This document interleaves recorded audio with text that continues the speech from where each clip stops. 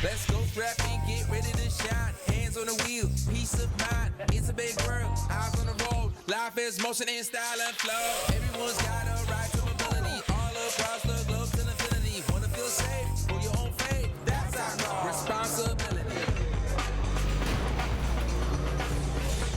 Now accidents sometimes happen, but our technology oozes compassion. Your body's whole, do what you will. More life saved, more life lived. Our headbacks let it be known.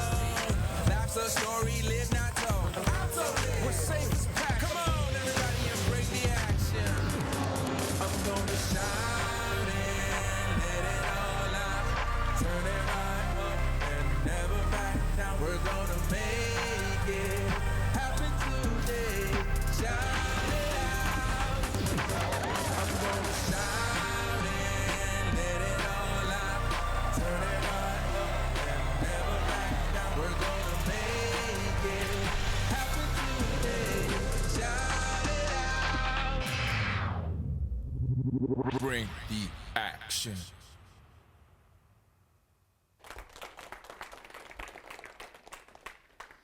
So, a warm welcome to everyone here at the Autoliv Technical Center and to the webcast audience, of course, as well, to the Autoliv 2023 Investor Day here in Auburn Hills, Michigan. As you know, at Autoliv, safety always comes first. So, first, some safety information. So there are, in the very unlikely event of an emergency, we have emergency exits over there on that side, and you just go out there, take a left and take a right, and follow the hallway, and you get to the exit of the building very soon. So with the safety taken care of, we can go forward. And first I should mention that all the presentations and slides that we will present here today are already available for download at autoliv.com. So we have prepared a great event for you today. We're really going to talk about our journey towards our targets, of course, and also how changes in regulations and ratings and vehicle designs are big support for our growth opportunities, both near, medium, and long term. Obviously, we are Autoliv, so we're going to talk about cost opportunities in our operations, including the opportunities in automation. And finally, we'll also translate what all of this means in terms of financial performance and shareholder returns.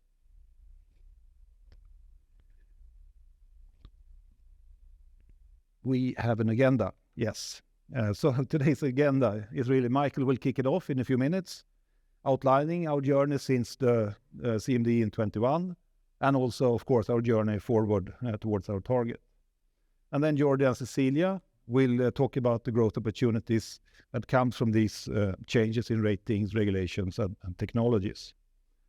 And then Megan will follow up and dive deeper into what this means in terms of commercial opportunities.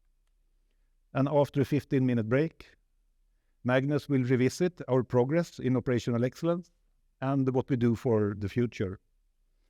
And then it's time for Fredrik to sum it all up into your favorite subject, which is what this means in terms of financial performance and shareholder returns. And as always, we have a Q&A, and there will be opportunities to ask questions in 3 different ways. If you are here, of course, you can ask questions here in the room. If you are connected to the webcast, you can ask questions in the chat. And if you're connected to the phone, you can, of course, ask questions on the phone lines. Finally, we will round it off with, for you people here at ATC, we have a great product display outside here. I'm sure some of you saw it already, a little bit of it. And we're also going to have a deeper dive into our research focus and our circle of life focus. There will be a pre-recorded version of the product display that will be webcast for the web audience. And then, of course, we have my favorite slide, the safe harbor statement. It is an integrated part of all presentations today, and it includes the Q&A that follows. During the presentation, we will reference some non-US GAAP measures and the reconciliations of historical US GAAP to non-US GAAP measures are disclosed in our quarterly press releases available on autoliv.com and in the 10-Qs that have been filed with the SEC. But now, without any further ado, I hand it over to our President and Chief Executive Officer, Mikael Bratt. Welcome, Mikael. Thank you, Anders, and a warm welcome from my side as well, both to you here in the room and also for all of those of you that are on our webcast and our phone connections here. So it's a great pleasure to give you an update on our journey towards our midterm targets. And I will start off here with just a brief overview on how we are progressing. And then, as Anders laid out here, we will have deep dives throughout the day here from the respective team members here. So let's start here and now and talk about 2023. And as you have seen, we have reconfirmed our guidance for this year across the board here, both when it comes to our opportunity to have a strong organic growth for the year. And here we're talking about 15% on top of LVP growth of around 3% here. So an outperformance then of 12% for the year. We have also talked about a range when it comes to our adjusted operating margin of around 8.5% to 9%, with a gradual improvement quarter over quarter throughout the year here. And then an operating cash flow of around 900 million. And this, of course, is a stepping stone towards our midterm targets. And also here we have reconfirmed that we are with all the activities we are doing and also the short-term mitigation to offset the headwinds we have been faced over the last couple of years here, heading towards our midterm targets here. So we are reconfirming those as well here today. And here we see the light vehicle production plus the 4 percentage points that we have talked about up to 2024. And we are looking at the adjusted operating margin of 12%, around 12%, cash conversion 80% or higher. And we have then continued focus on a strong balance sheet where we have a leverage ratio of over time of 1 time. We will of course come back to these different buckets throughout the day here, how we are addressing this. You saw last week our announcement here where we are taking proactive steps towards our midterm targets here and also in line with our strategic roadmaps that we have laid out since a few years back. And what we addressed here in the structural cost reduction here, we are talking about a headcount reduction with 2,000 positions within our indirect workforce, and you could translate that into the white collar community, and then another 6,000 within the blue collar environment, the indirect workforce. So all in all, 11% of our current workforce.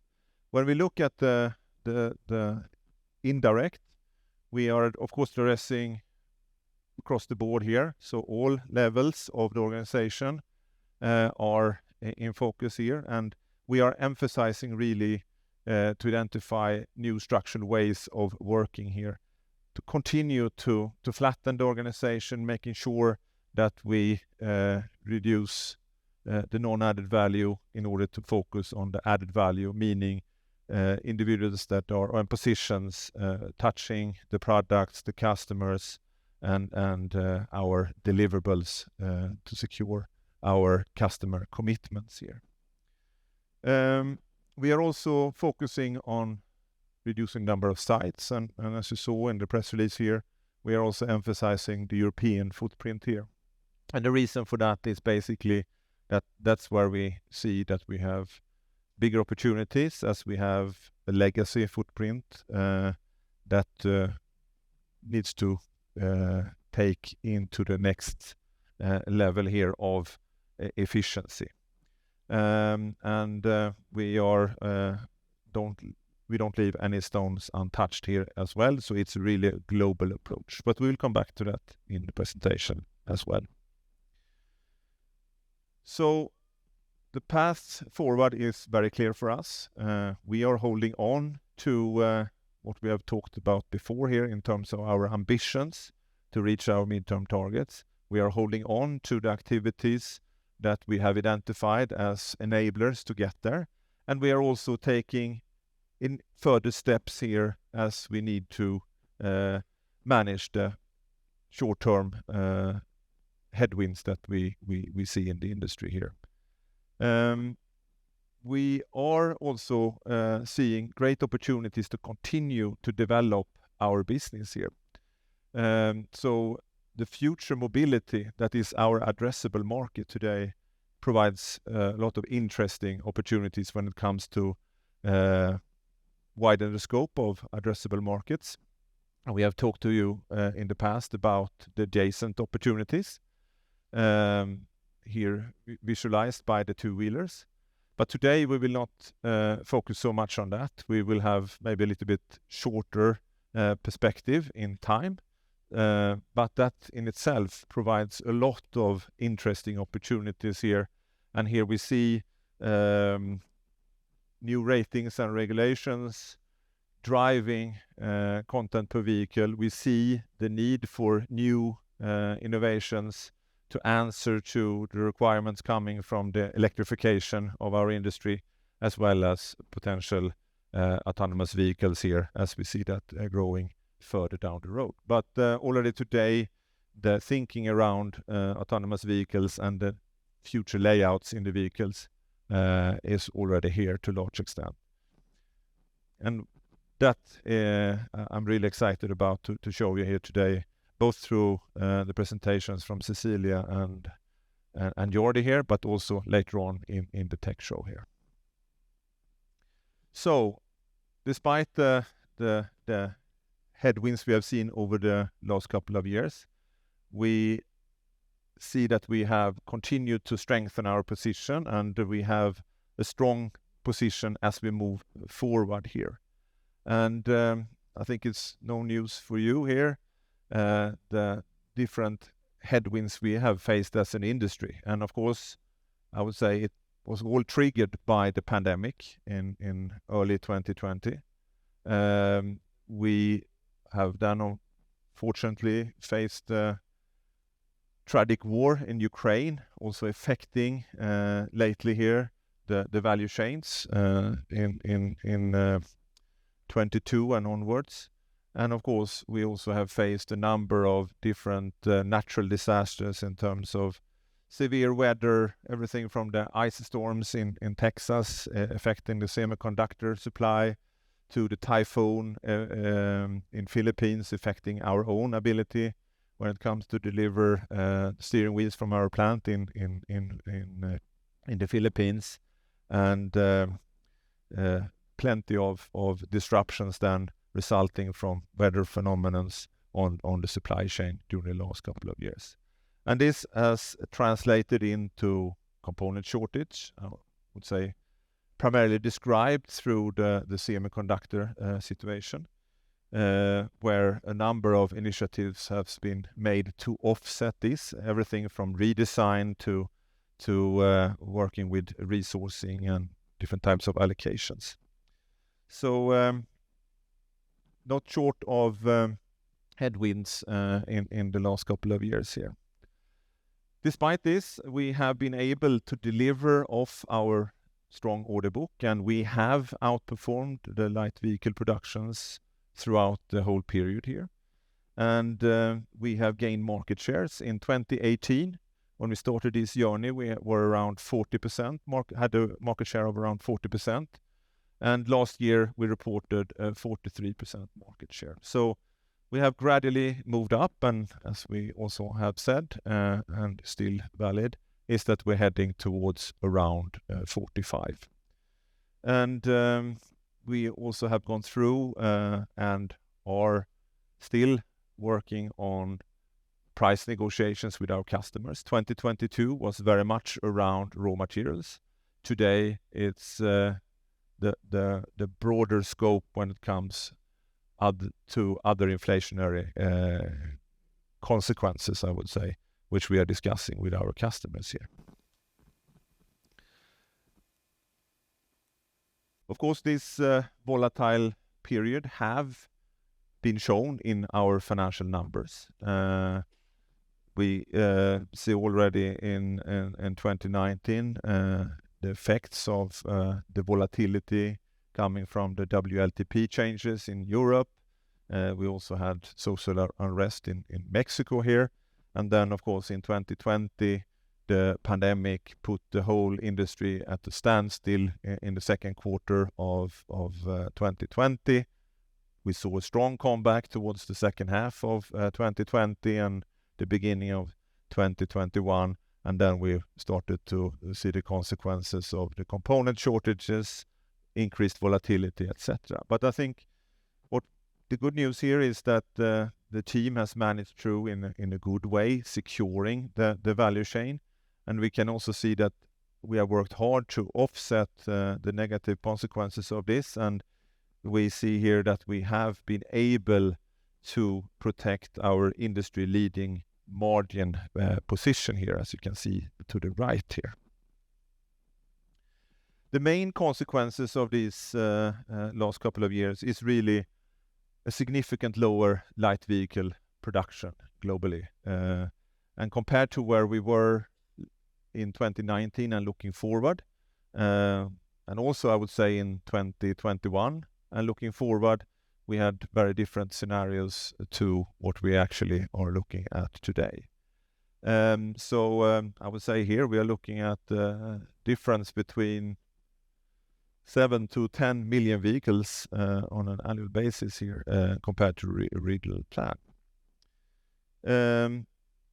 Of course, the inflationary cost pressure is visualized here by the steel curve, but I think the magnitude and the breadth of the inflation impact is seen across the board in all the different categories we are talking about here, but the different variants. But the most challenging, I would say, really short-term challenge is the volatility. And you see here from the graph, and Magnus will come back to this later in his presentation, but the significance of the volatility and the impact it has to run an operation effectively is quite significant here.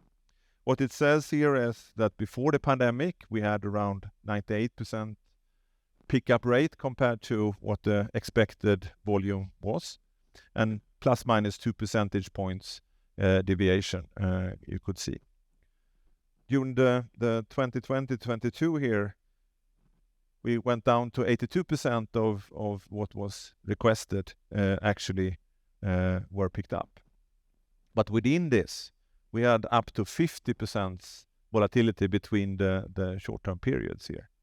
So 1 week we could get the call on a Thursday saying that next week we don't need anything because our plant is standing still, and the call came from the customer. But the following week, when we expect to restart, we need 50% more than what was originally planned. So that tells you a little bit about the volatility seen in the call-offs, and which we need then to make sure that we could deliver upon effectively.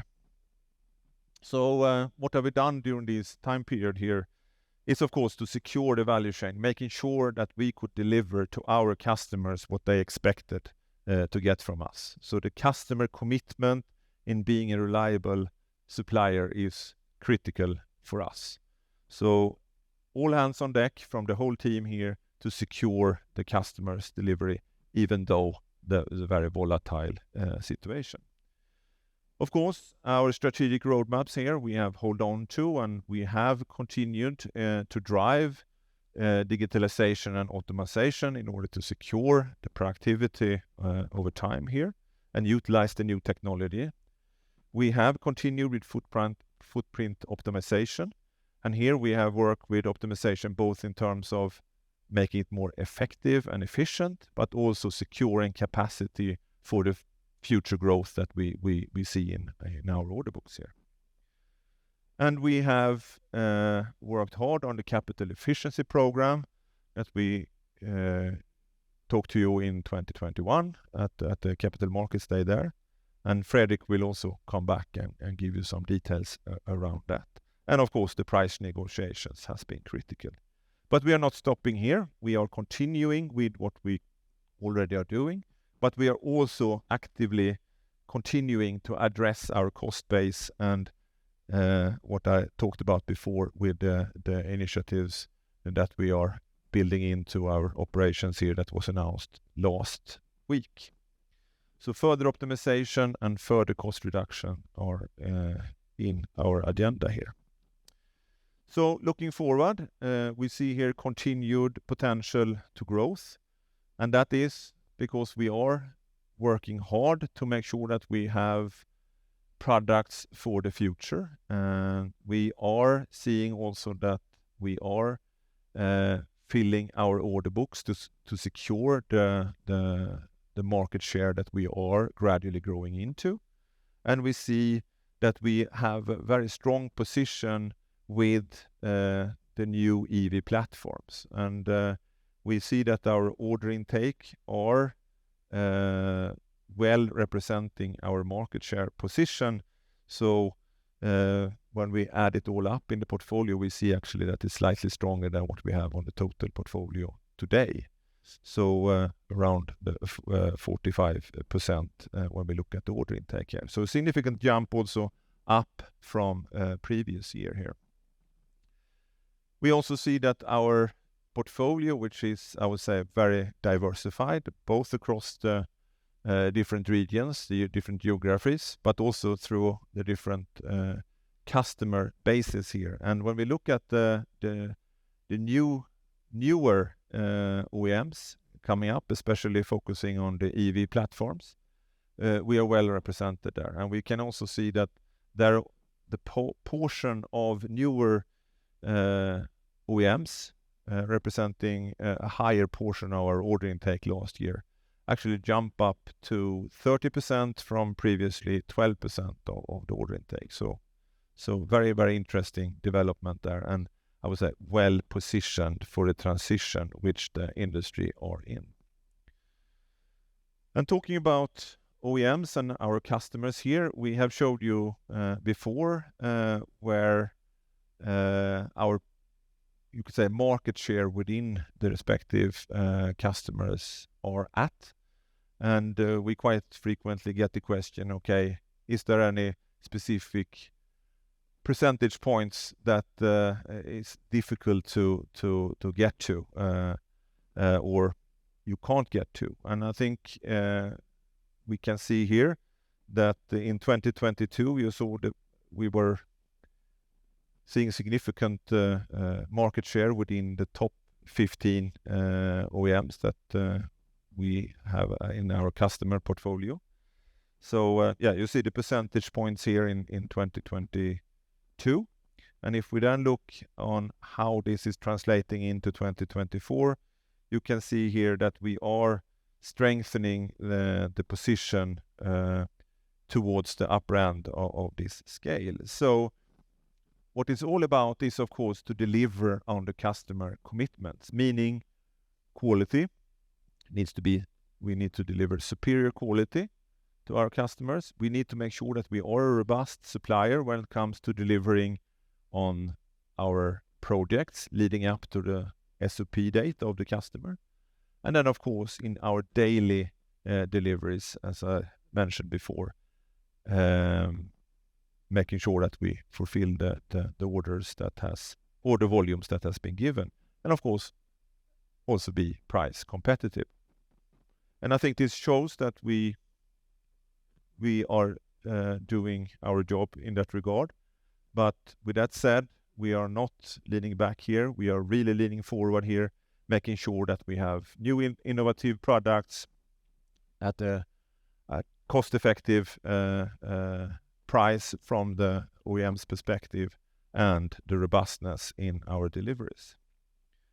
So when we look at the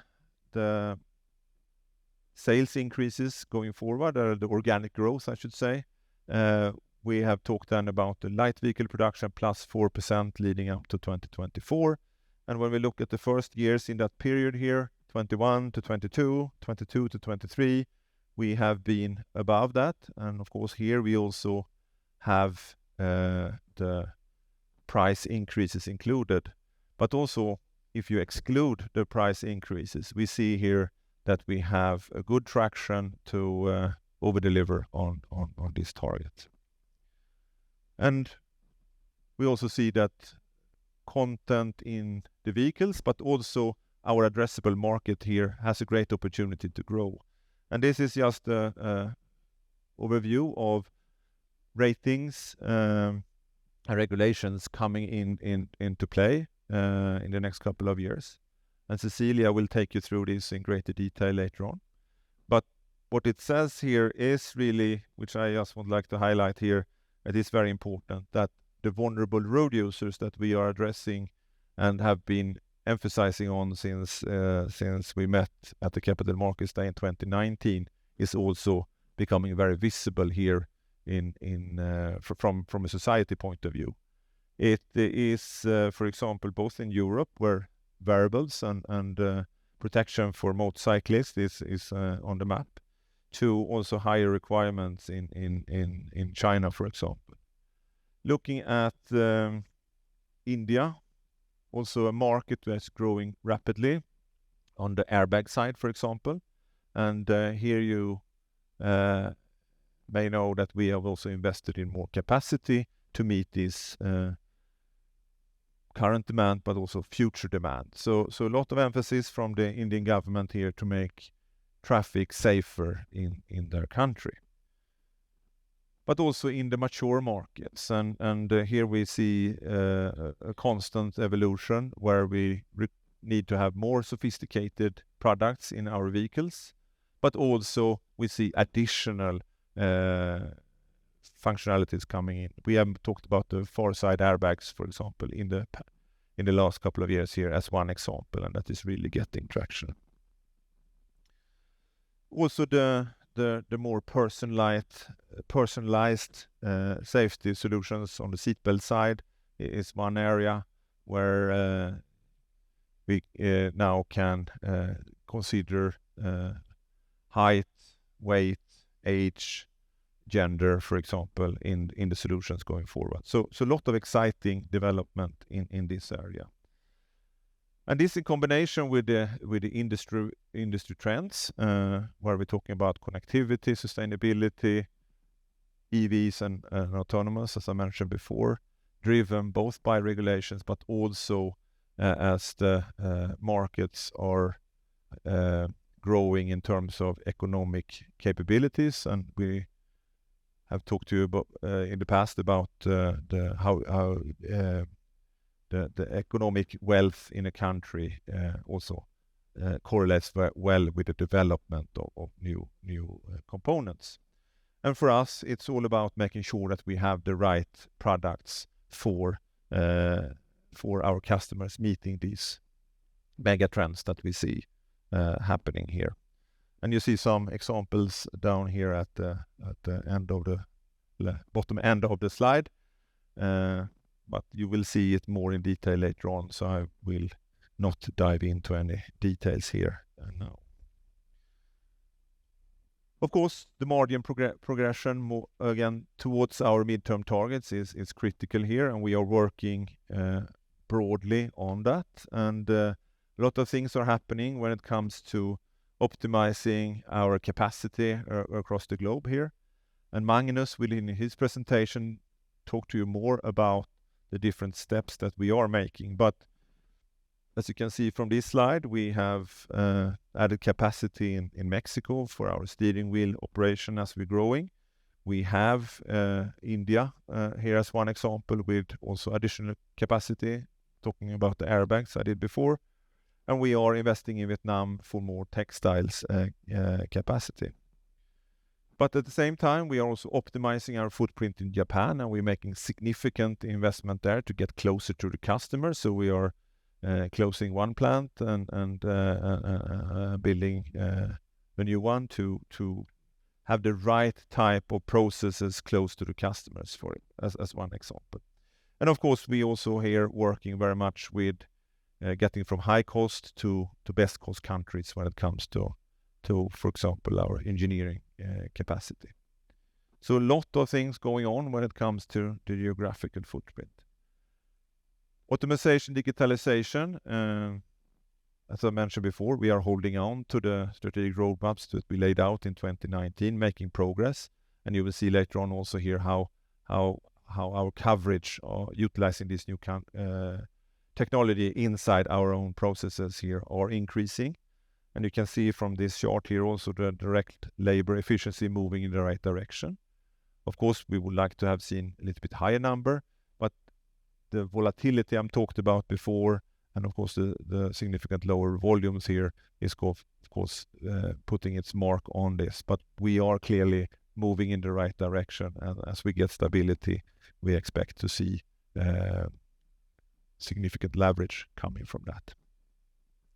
So in summary, looking at the financials here, adding up the headwind that we have had and the consequences in our P&L coming from that is well matched with short-term activity as well as our activities on our strategic roadmaps is healing that position. And Fredrik will also give you the bridge from where we are today to our targets later on. And our focus here is to be a shareholder-friendly company, as you know.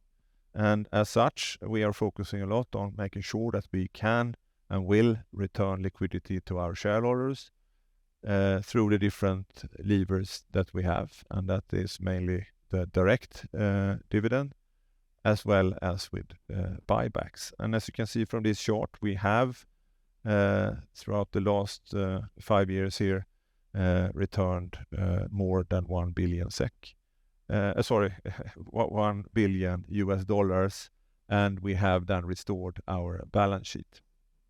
So we are well within the range again, and I would say here, great job done in terms of being capital efficient, so we can maintain this. So our focus here, of course, is to maintain a conservative view on our balance sheet, because we think that is a very, very important foundation for our future ability to generate shareholder value. So in short, our building blocks are in place for our journey going forward. Of course, a very important foundation of all this is a stable global light vehicle production. And here we have also said in the past at least 85 million vehicles. We are also seeing price compensation as a very important part of the foundation. And here we are making progress, and we made progress last year. When it comes to the raw material, this year, as I said, is about the broader perspective of inflation here. So labor, freight, energy, as an example. Then it's our strategic roadmap initiatives. We talk about footprint, structural initiatives, automation and digitalization.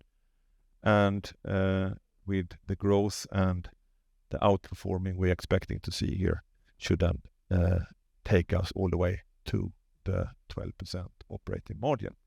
But we will come back to the details throughout the day here, and I will end here now, and we'll be getting back here at the Q&A and for the closing remarks later on. So I hope you enjoy the day here, and looking forward to take any questions later on today here. Thank you.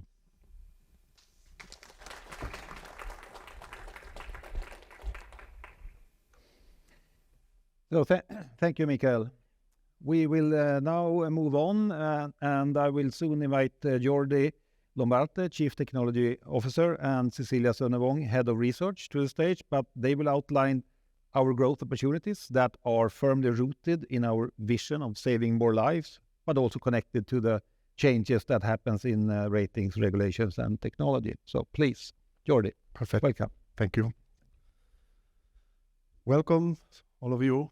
I would like to share with you our growth opportunities that we are generating, how we do it, and also how this thing translates in real business cases here.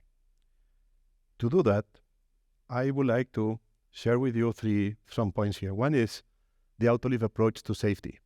We call real life safety. This is generating us the amount of ideas that we can really efficiently save more lives. And this, for us, is really one of the key elements.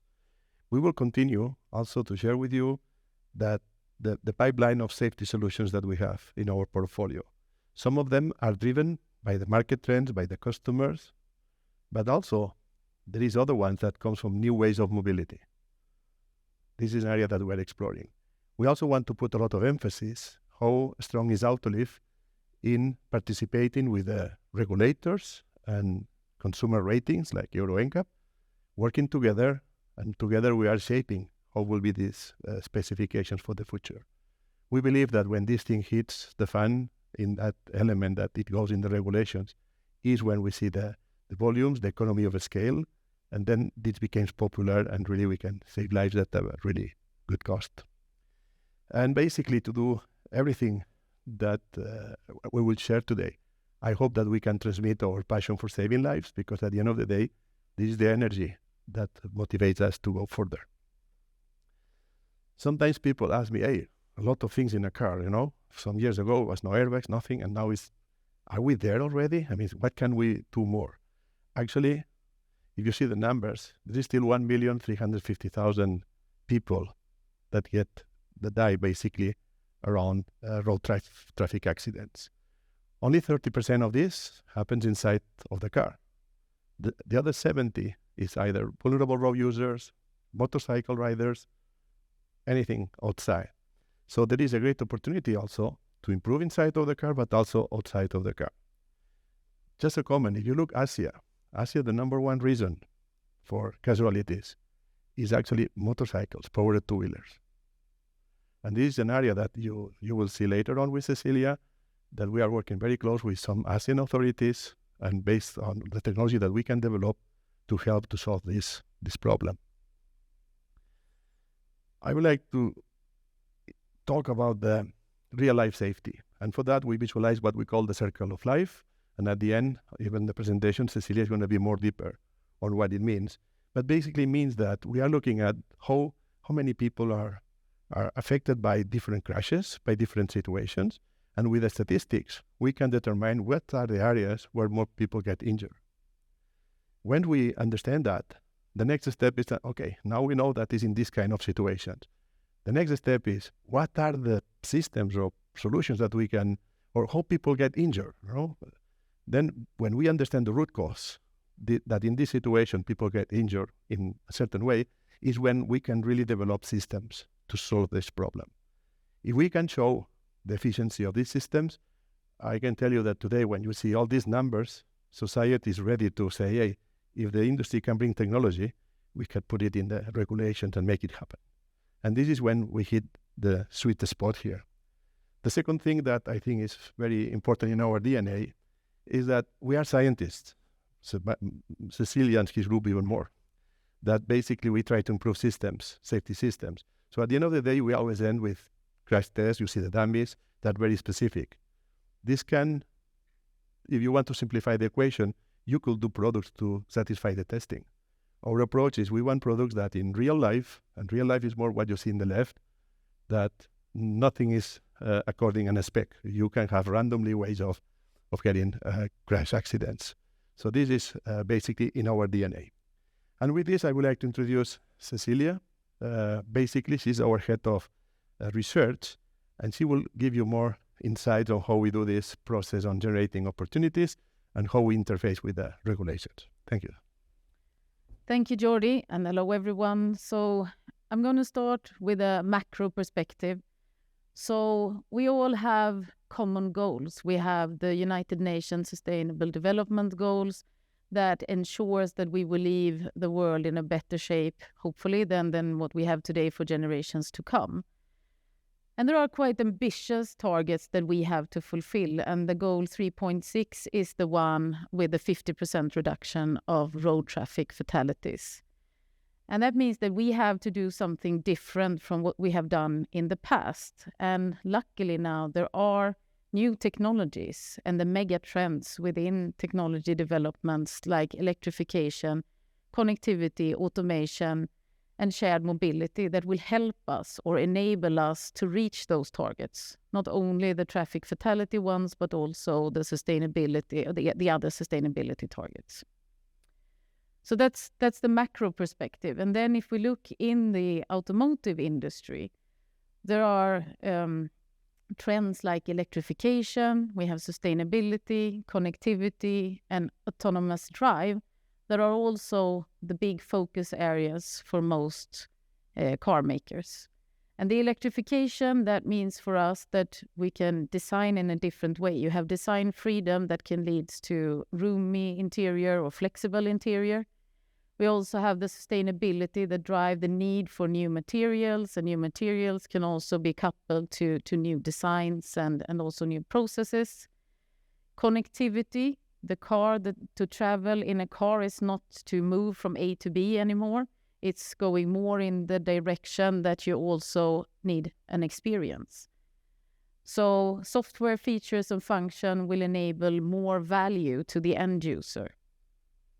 And the same with autonomous drive. There are safety features, but there are also features that will make your ride more comfortable or convenient, and that also have implications and opportunities for Autoliv, for safety and for our solutions. So mainly there are three important factors for our growth. It's the regulations that drive content per vehicle. It's the consumer rating tests that drive the need for new technology. And there is also the customer demand, which is actually the response to the end user demand of this experience in the future vehicles. So I will start going in more into details on the regulations and standards. And this is, as Mikael showed before, divided into the different regions. And as you can see in blue, these are confirmed regulation changes. And then the yellow ones are the anticipated ones, where we are working together in the different working groups in order to shape the requirements so that it will result in real life safety.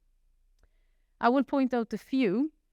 So first of all, in this year, there was a working group established through the UN, and it's a working group on equity and safety, and it's not the kind of equity you are usually used to. It means that we want safety for everyone. So in response to the recent debates on is cars more safe for males than for females, this is the working group that will take care of safety for everyone. It should be the same if you are young, elderly, tall, short, what have you. So this is a very important working group because it's global and it will lead to specific regulation in the coming years.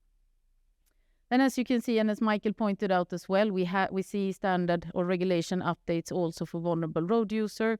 So anticipated in the 2025 timeframe, there is an update planned for ISO standard for personal protection equipment that includes motorcycle inflatable wearables. We also see in China that we're working together with Qatar in understanding how would a regulation for a frontal impact for a motorcycle, what would that look like?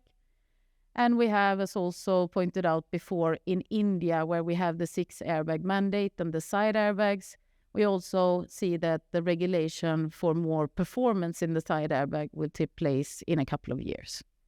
So these are on the regulation side. If we come back to the customer demand, and as we were talking about the software-defined vehicles where you want an experience, we already see today in the Shanghai Auto Show that you are presented with comfortable seating. So maybe not the driver at this point, but in the passenger seat, there are the comfortable seats where you can recline to a very large degree. We also see a lot of screens where you can engage in other activities than actually driving. And that has also implications on the safety. And we see new designs of steering wheels and also steering on demand, because a lot of the time you might have an autopilot that will drive for you, but you are still liable, you are still in control. So based on this customer demand, and it's really the value for the end user, we have to make sure that this is safe, because now we see a lot of new technology, and how do we really secure that you are constantly safe throughout your journey. And as an example, you can see here that today we design for a standard position, and we will probably do so for a long time to come, as Jordi showed, because you have simplified test methods. But if you see in the video, that is a real video from a naturalistic field operational test study, people today are already engaging in other tasks than driving, and they are already today sitting in a very unconventional manner. So this is just one example that we are working on understanding this and then ensuring that we can keep these occupants safe. And in order to do so, because technology is developing extremely fast, we do have the rating and consumer test protocols. And this is maybe a more quicker way of doing changes to the standards. And again, blue is decided and yellow is anticipated changes. And I would like to start with taking more of a deep dive into the Euro NCAP, which is the most progressive NCAP today.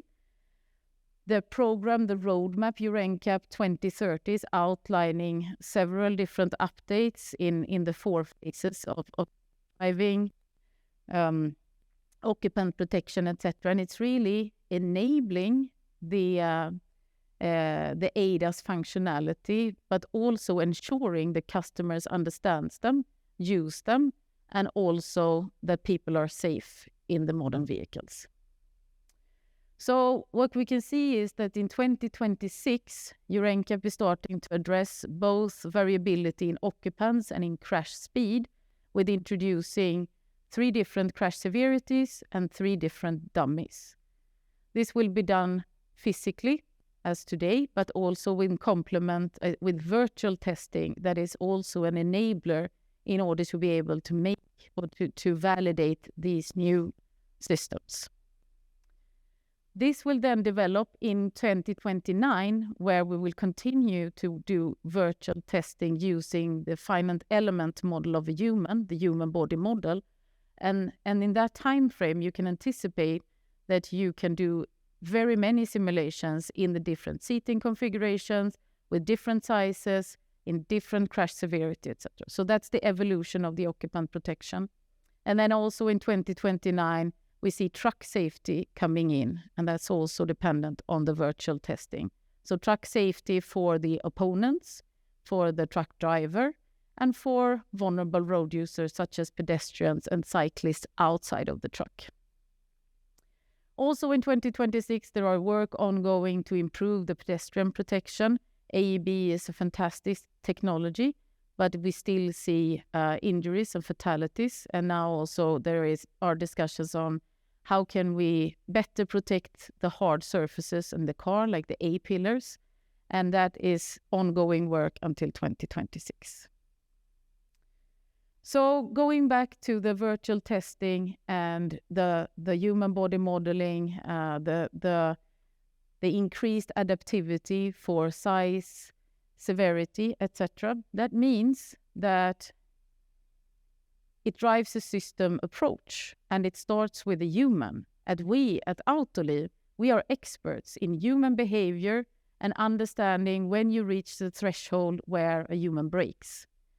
And this is really the key here, because we can have a lot of different fancy technologies. But again, coming back to the basics, we need to make sure that the technology we introduce is not a distraction and it's not compromising the safety. So in order to understand what we can do and all the opportunities, there are, of course, a vehicle structure that is sort of protecting the occupant itself. But then you have the subsystem, the ADAS functionality. You have the brain in the restraint control. We have the restraints, we have the seats, and we have the steering. And all of these components are working together in determining the safety in every moment, and we are definitely part of that system and working together with partners in order to understand how we can improve our solutions.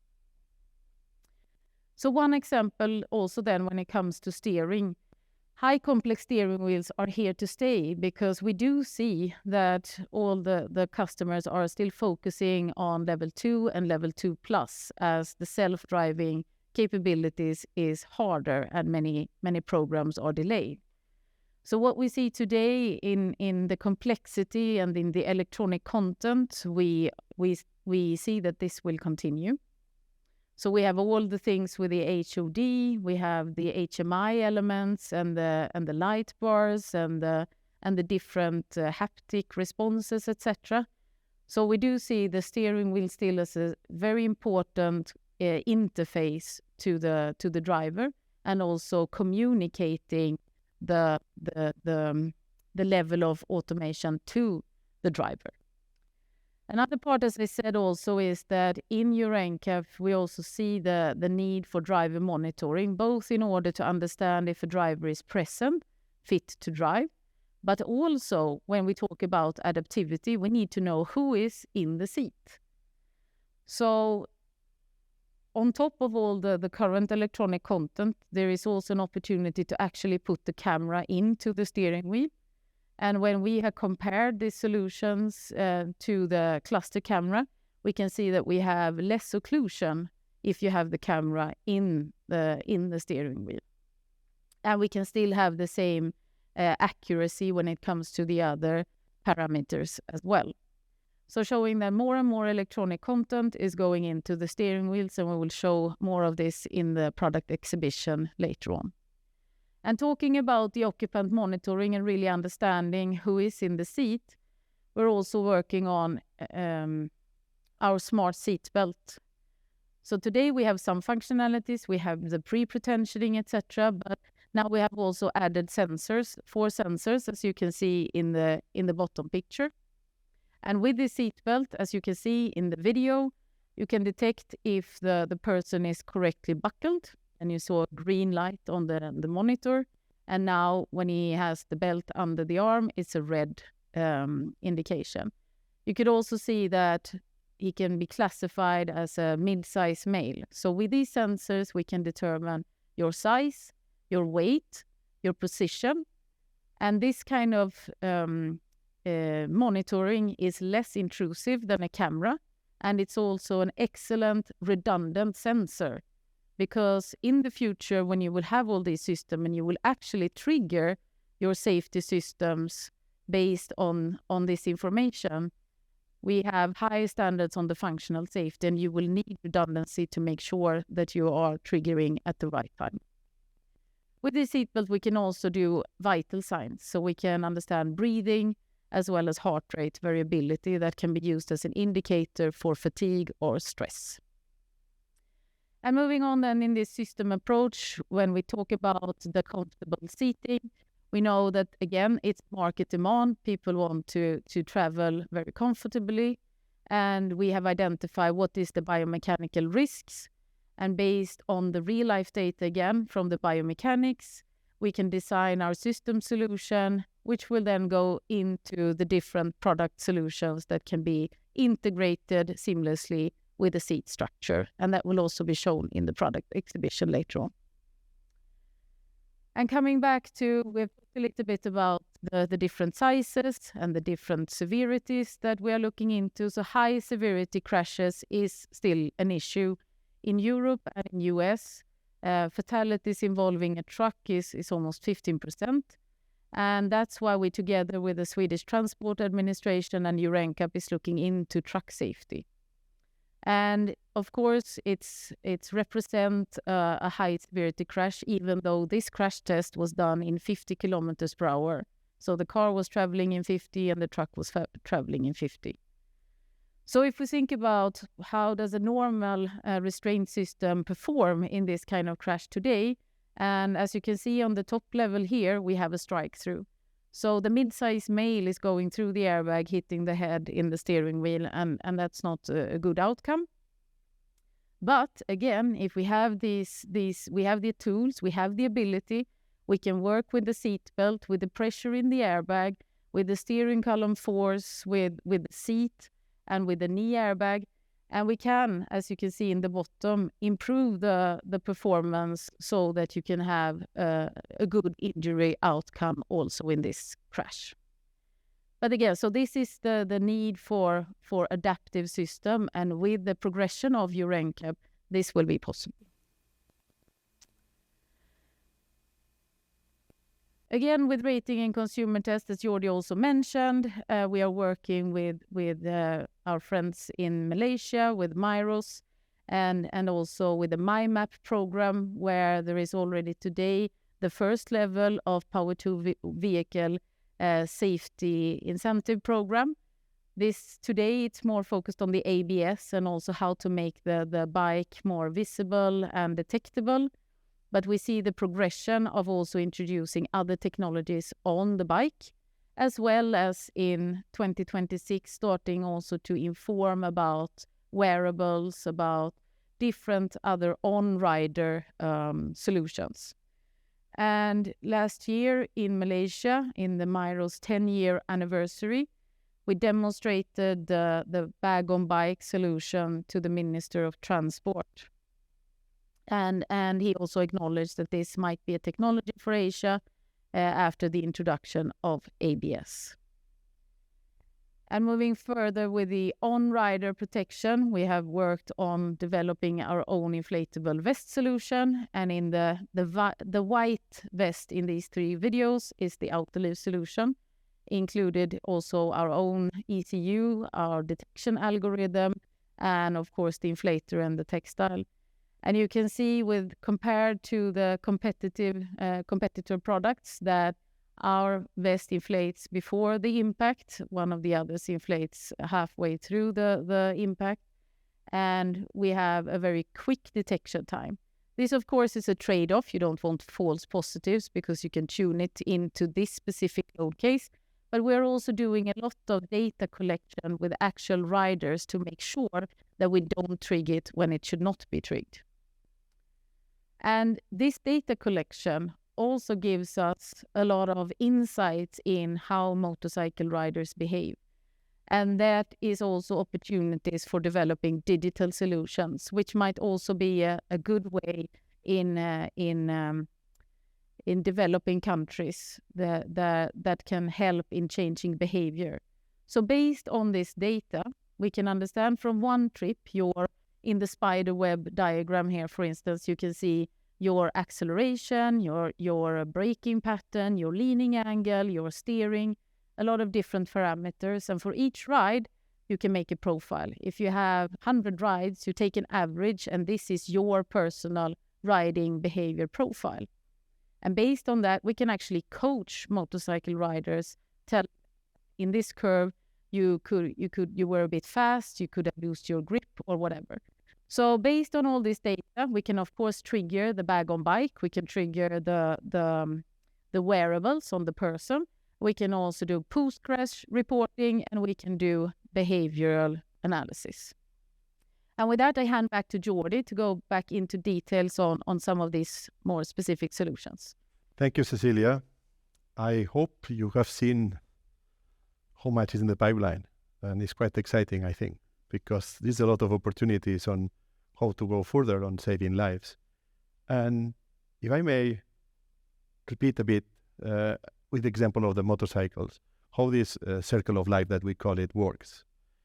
Statistics tell us the amount of people and the amount of casualties around the motorcycles. We investigate what kind of crashes are we talking about. And it was perpendicular. You can see here, maybe not in detail, but in crashes in India are not the same ones that we see in Germany. So based on that, we estimate what are the cases that we have to go for, the ones that will have more impact on that. Once we select that, in that case, because that was new technology, we have to develop also methods where we can in a laboratory visualize how can we improve that situation, how can we prevent these injuries. And this translates also with a set of products. The ones that you see in the screen go from the airbag on the bike, wearables, even helmets. We're looking what happened in helmets. And this, at the end of the day, when we have the methods and we can prove it, you can see Myro is already basically some legislators, some regulators are saying, hey, technology, we need technology to save these people there. So this circle, we apply it in several areas where we want to explore. And this is the engine for bringing some of the innovations. And now I would like to show you some innovations that are already very close to have the SOP, and it's just a summary. The first one I would like to talk is the Bernoulli airbag. I think you have seen the announcement this morning. And this is quite of a market first. It's a different way to inflate an airbag. Sorry. 1, 2, yeah, it works again. Sorry. And I try to explain how it works with an example. Imagine that I'm an inflator. An inflator is where we have the propellant. When you burn the propellant, it inflates with the gases, the airbag, right? Well, imagine that I'm an inflator. So I'm going to blow and trying to inflate my airbag. 2 blows inflate something like this. What this technology does is applying Bernoulli principle. Is basically with 1 blow, yes, look at what we have.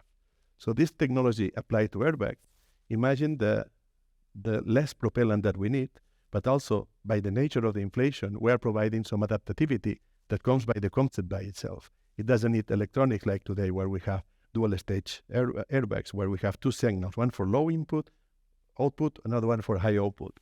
So this is a product that is in the display, and this can be a big saving for the customer on the system-wise, because imagine all the sensors that you can avoid.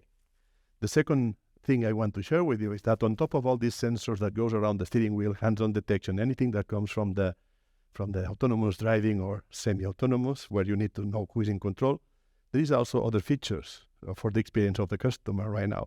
This is tiltable steering wheels. And there is one that you have seen because Ford has made it public, that basically it converts the steering wheel when it's not driving in a table, sometimes to make the paperwork for industrial delivery vehicles, sometimes for the guy who is driving to have a lunch on that. You will see it's very cool. We have it in the exhibition. Another area that we want to show is the solutions integrated on the seat. When you see the seat in positions in a comfort-wise, to get proper restraints, we are building a set of solutions around the seat. And what you see here in the screen is almost, I will call an invisible retractor, because it goes inside of the structure of the existing frame of the seat. It's very well integrated. Another one I want to share, we talk about motorcycles. I think if you have been in previous capital market days, we show that we have the intention to work on that. Okay, now we have an SOP already planned for 2025. And this is it's curious because we have seen the evolution of the airbags in the car. And this is the first step to start seeing this evolution on the motorcycles. Also in the motorcycles, there is another way to protect, which is with wearables. And here we also are developing the system, the complete system, including the ECU, the telematics, everything that basically we can bring that to a full functioning system in a way that can be scalable. Pedestrian protection. We show this because this is the kind of the last mile autonomous car, where by definition it has to go in between people, and it has probability that hits some people, but basically all that has to do with protecting vulnerable road users. It goes from this kind of solution to what we launched last year with Subaru, that got the highest ranking on vulnerable road user savings, and now we have a generation in the pipeline to protect bicyclists. And you will see more in the exhibition. And right now, what I would like also is to emphasize this work that the team of Cecilia is doing and the network that we have around the group on participating and working with regulators. This is the example. You see the picture on the left is in head office of I Autoliv in 2019. And that was when we meet the industry ministry from India that joined us, and we presented the work that we did together. And in this one, it was a series of recommendations. This has translated now in 2022 in the mandate for 6 airbags per car, which is a significant improvement on safety. And with this, maybe the last comment I would like to say is, again, repeat, I think our passion for saving lives, I hope that we have given a bit of energy of what we feel on how we do our development. And I hope that at the end of the meeting, you will be able to see this and you can touch these products. But basically, this is what I'm presenting. Thank you. Thank you very much, Jordi, and thank you very much, Cecilia. I think all of you now are clear on that the drivers behind the content per vehicle growth is not slowing down. They are rather stepping up, and the complexity of future safety products is only going to get more and more complex. So with that said, it's time for Megan Fisher, Senior Vice President of Sales, to outline what this means in terms of commercial opportunities. So welcome, Megan. Thanks, Anders. So good afternoon, everyone. And I recognize that I'm between you and a break, so I hope I can hold your attention for the next 15 minutes here. Happy to share with you our commercial excellence strategy.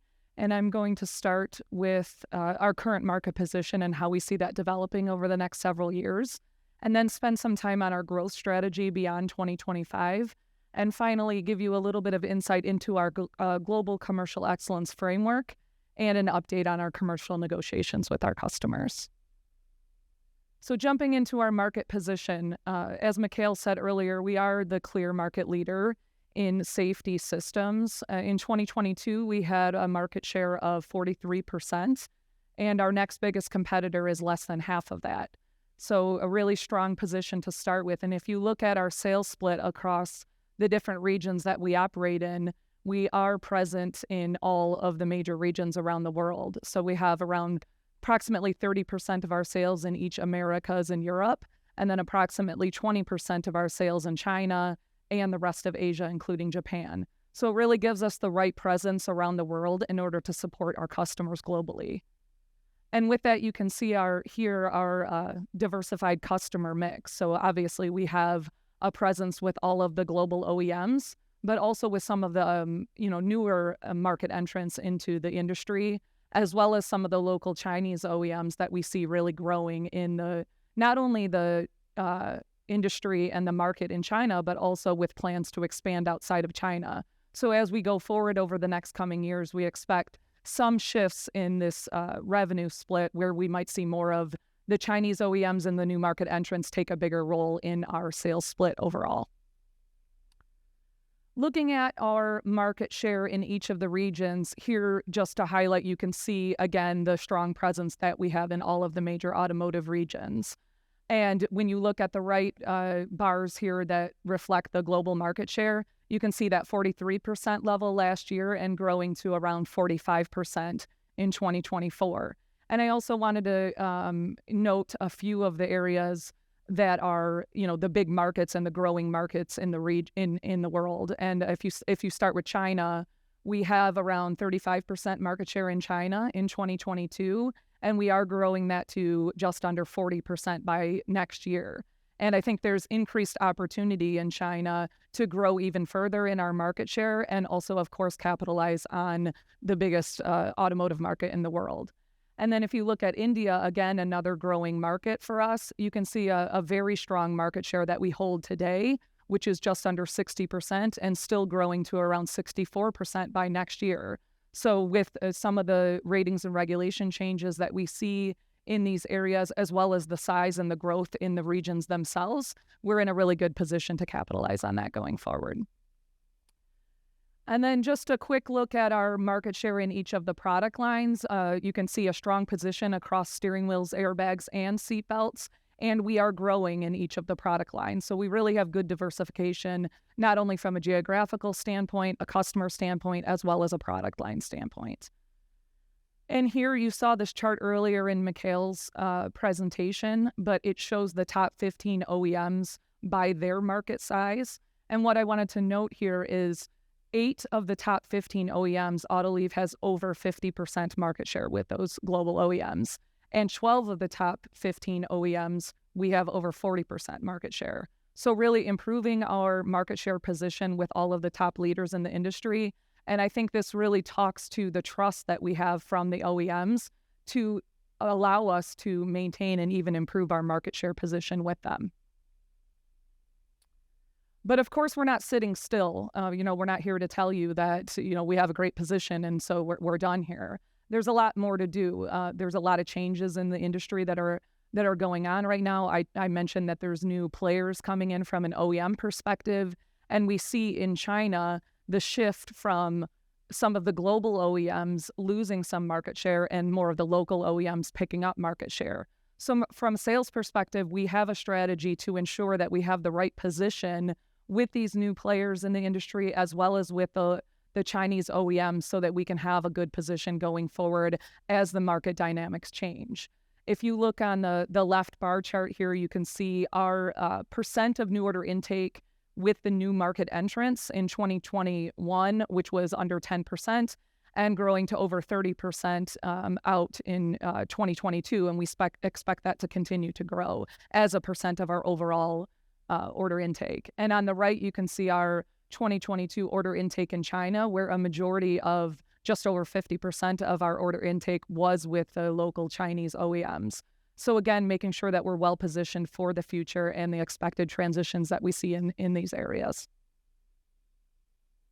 And another obviously huge transition that we see over the next 5-10 years even is the electrification, where more battery electric vehicles are expected to enter into the market. So you can see on the right just the overall forecast going from 2022, 11% of vehicles in the market were full battery electric vehicles. And out in 2028 timeframe, we expect that to be around 40%. So it's really important that we win business on the right platform so that we can manage this transition. And obviously that's a forecast. So there can be changes in that, and there will be changes to that forecast. Maybe it accelerates, maybe it, depending on regulation, could change the other way. So we need to have the right market share across all the propulsion systems. And in again, looking at our new order intake on the left here, we have a significant increase on new order intake for electric vehicles from 2021 to 2022, and we expect that trend to continue, both from the standpoint that the customers are sourcing and planning for more electric platforms, and of course we have a strategy again to ensure we have the right position going forward. So let me take a few minutes to talk more about our growth strategy beyond 2025. And our growth strategy, we have targets of 4 to 6% average growth in the period beyond 2025. And our strategy is really built on 3 main pillars. The first being the LVP growth that is forecasted that we expect to come, which I'll show you more in the next slide. So that is contributing around 1 to 2% of our growth in the outer years. And then the content per vehicle growth that has been talked about several times here will contribute 1 to 2%. And then we have new markets with our mobility safety solutions that will also contribute 1 to 2%. So looking at light vehicle production, you can see the trough obviously with COVID in 2020 and a steady rebound of light vehicle production from there. In the outer years beyond 2024, we see a CAGR of just over 2%, which will be the contributing factor to the 1 to 2% growth that we expect coming from light vehicle production. And with the market share that we have, then that will naturally translate to growth for Autoliv. Then looking at content per vehicle growth, we've talked a lot about these industry shifts and trends that we see. There's electrification, sustainability, and what does that mean for our content per vehicle? You've already heard a few examples, but another example here is with autonomous vehicles and electric vehicles. It allows for more space and different seating configurations. So we have products that we can provide to our customers to provide to the end consumer to deploy airbags from different configurations inside the vehicle and make sure that we can keep the occupants safe in these different seating configurations. But of course, that drives content into the safety systems of the vehicles, and that's a backbone of where we expect some of the growth to come. But to put that in more concrete figures here, you can see on the left in the line chart the content per vehicle growth trend that we've seen from 2020 to 2024 in all of the different major regions around the world. And you can see the same trend. It's all increasing. So we expect that to continue going forward based on, again, consumer needs, our customer demands, as well as the end consumer, as well as rating and regulation changes around the world. And then I've just shown here a few examples of where we can already see and forecast the changes of content growth in the market. The first one being in India with the increased airbag penetration. So in 2022, we had lateral airbag penetration of just around 10% in India. And based on the current forecast and what we hear from our customers and already are quoting on business, we see that increasing to over 70% by 2025. And then in Europe, so a more developed region where we already have high safety content in the vehicles, we see technology such as HOD, so hands-on detection, being increasing more than double in that same time period as far as the penetration rate. So really opportunities with consumer demand and different regulations coming from the different areas in which we operate.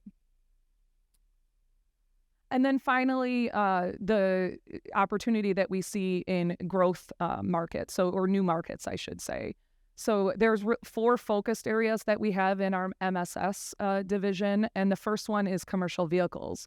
We already have, sales in commercial vehicles, but we have opportunity to grow to really expand on our current product expertise and take it to new customers and within this new segment. And of course, there's also a ratings and regulation implication here that will potentially make the market size within commercial vehicles even greater going forward. And then pyro safety solutions is also an area that creates an opportunity as we go through this electrification trend in the industry. It will create a bigger market, more opportunity, and really an opportunity for Autoliv to specifically leverage our expertise in this area. And the third one is powered two-wheelers. We've talked a lot about that. Jordy mentioned the opportunity and really the need for increased safety for riders on power two-wheelers. We are very pleased to announce that we are launching the first airbag that will launch in 2025 on a powered two-wheeler, and we really see significant opportunity to both increase our sales and support our growth strategy, but also really increase safety for the riders on powered two-wheelers going forward. And last but not least is pedestrian safety. So really addressing the safety risk of the occupants outside, not occupants, but the people outside of the vehicle, not just inside the vehicle.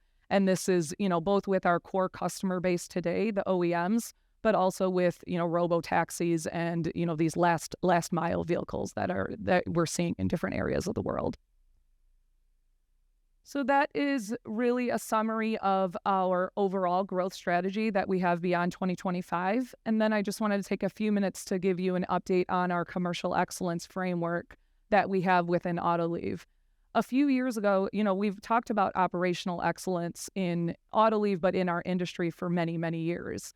And a few years ago, we really launched a focus on what commercial excellence. Commercial excellence can, be a strong contributor and is a strong contributor to us achieving our targets overall as a company.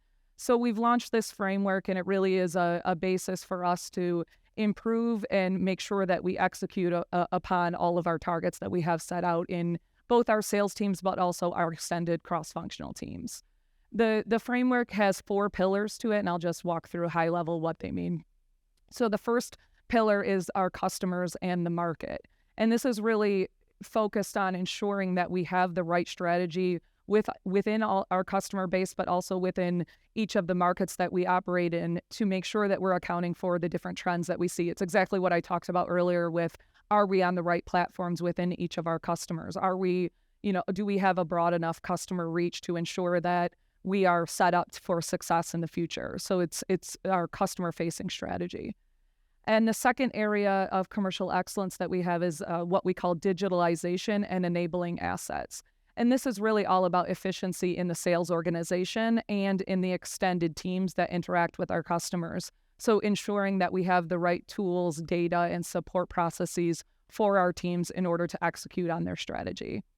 The third pillar is end-to-end portfolio management. And what this is really profitability management across the entire value chain, the entire product life cycle. So not just focusing on when I get an RFQ and what I need to do in order to launch, but really working cross-functionally before we even have a product to sell to ensure that we have the right business case, we have the right commercial focus on profitability from that point all the way through launching a product, end of production, and even into service life. And then finally, last but not least, is people and performance management. And this is really ensuring that our sales team, and a lot of changes that we're talking about in the industry, even over the last couple of years with inflation, it takes a different skill set today than it did, than it took 2 to 3 years ago to work with our customers in the right way, to be ahead of these industry trends. And we have the, talent management systems and support for our team members to ensure that we're prepared for this transition. At the end of the day, it really is, the entire program is built around how do we create value for our customers, because we know that when we create value for our customers, of course, we will then create value for Autoliv and all of our stakeholders. Okay, and the last slide here is really an update on commercial recoveries. You know that last year we did a lot of work with our customers to ensure that we got the necessary coverage for the inflationary effects that we see in the industry, or in the world, I should say. And most of the focus in 2022 was on raw material recovery. And we were pretty successful. We got most of the raw material covered in 2022, but to a lesser extent, the other inflation that we've seen. We did get some coverage, but we were not fully covered for things such as utilities, logistics, and labor in 2022. This inflationary environment is obviously a new environment for both us and our customers, and our customers were not really set up with the right processes and procedures in order to, fully compensate us.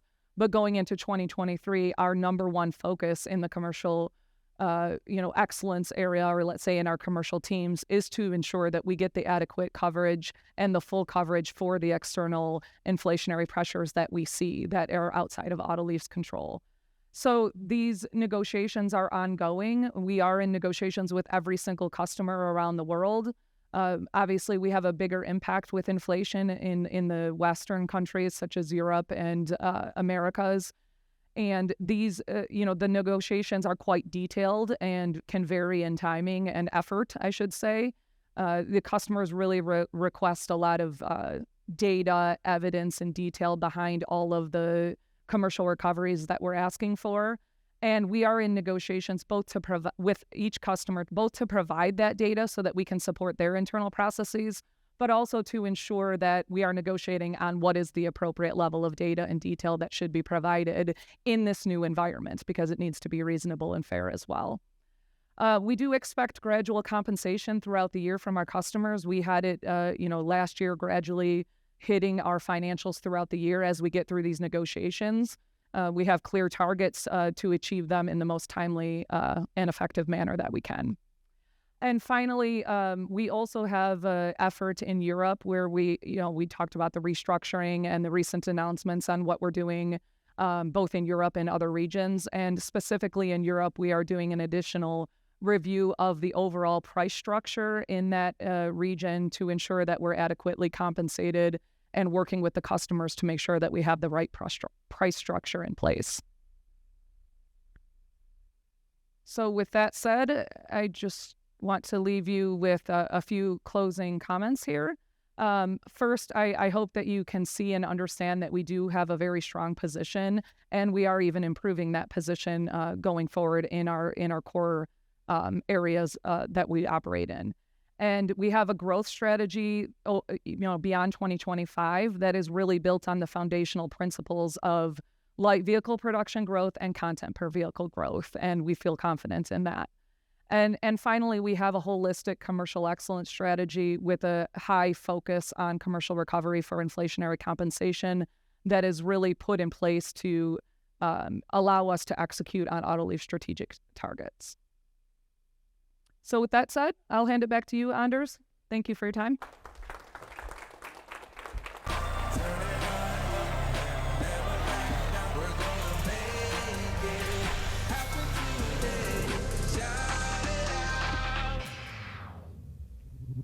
Bring the action.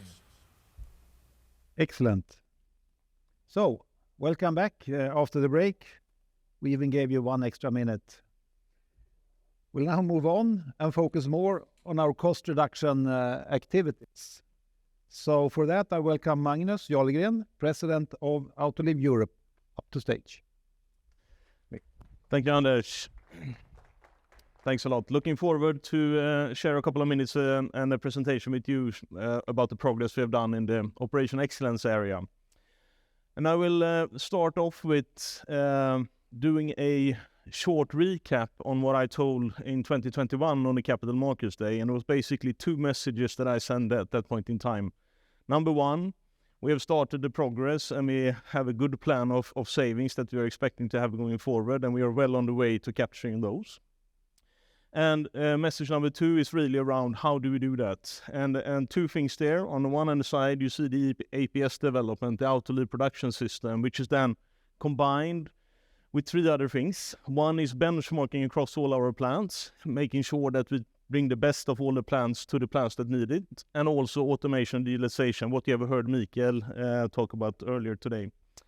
And I will again today reiterate the commitment and also show you where we are on this journey and what has happened. And I think it's fair to say that the last 3 years in the automotive industry and also for us has probably been the most exciting for decades. And Mikael talked about what that meant in terms of volatility. And you have basically the same graph here on the right-hand side, which talks about how we went from a very stable production environment, almost no volatility, and very good forecastability going forward, meaning that we can set up our production to a very, very stable and, smoothly running operations. 2020 to 2022 served us with a completely different situation. So it's not only the average EDI take rate that has changed, but also the width of the volatility, all the way from -50 up to +10, and that is also within the week. So it's not that we know that within a month or within 2 months this will change. It's really calling on Thursday, as Mikael mentioned, what we need to change for the next coming Monday. So what does that mean? It really means that it has a significant impact on the production. When we have that short response time to the changing volatility, that really means that we cannot flex the labor to the extent we are willing to do. There's just not enough time to do it properly. Secondly, the pandemic, which we had during this period in time, also presented us with a lot of attrition on the labor that we have in our different plants. Meaning that when we have that high attrition that we have had, we need to bring in more people. When you bring in more people, you need to make sure that you also then educate them, train them to the standards that we have to secure both quality and productivity. And that definitely influences the productivity negatively. We also mentioned the supply chain earlier. What it means from a production point of view is that we have plants where we have 10 to 15% downtime because we just don't have the material to present at the line, meaning that we're not able to produce. All of those things has been, in 2020 to 2022. If you look on 23 Q1, the good thing about this story is really that, the stability is starting to come back from an operational point of view.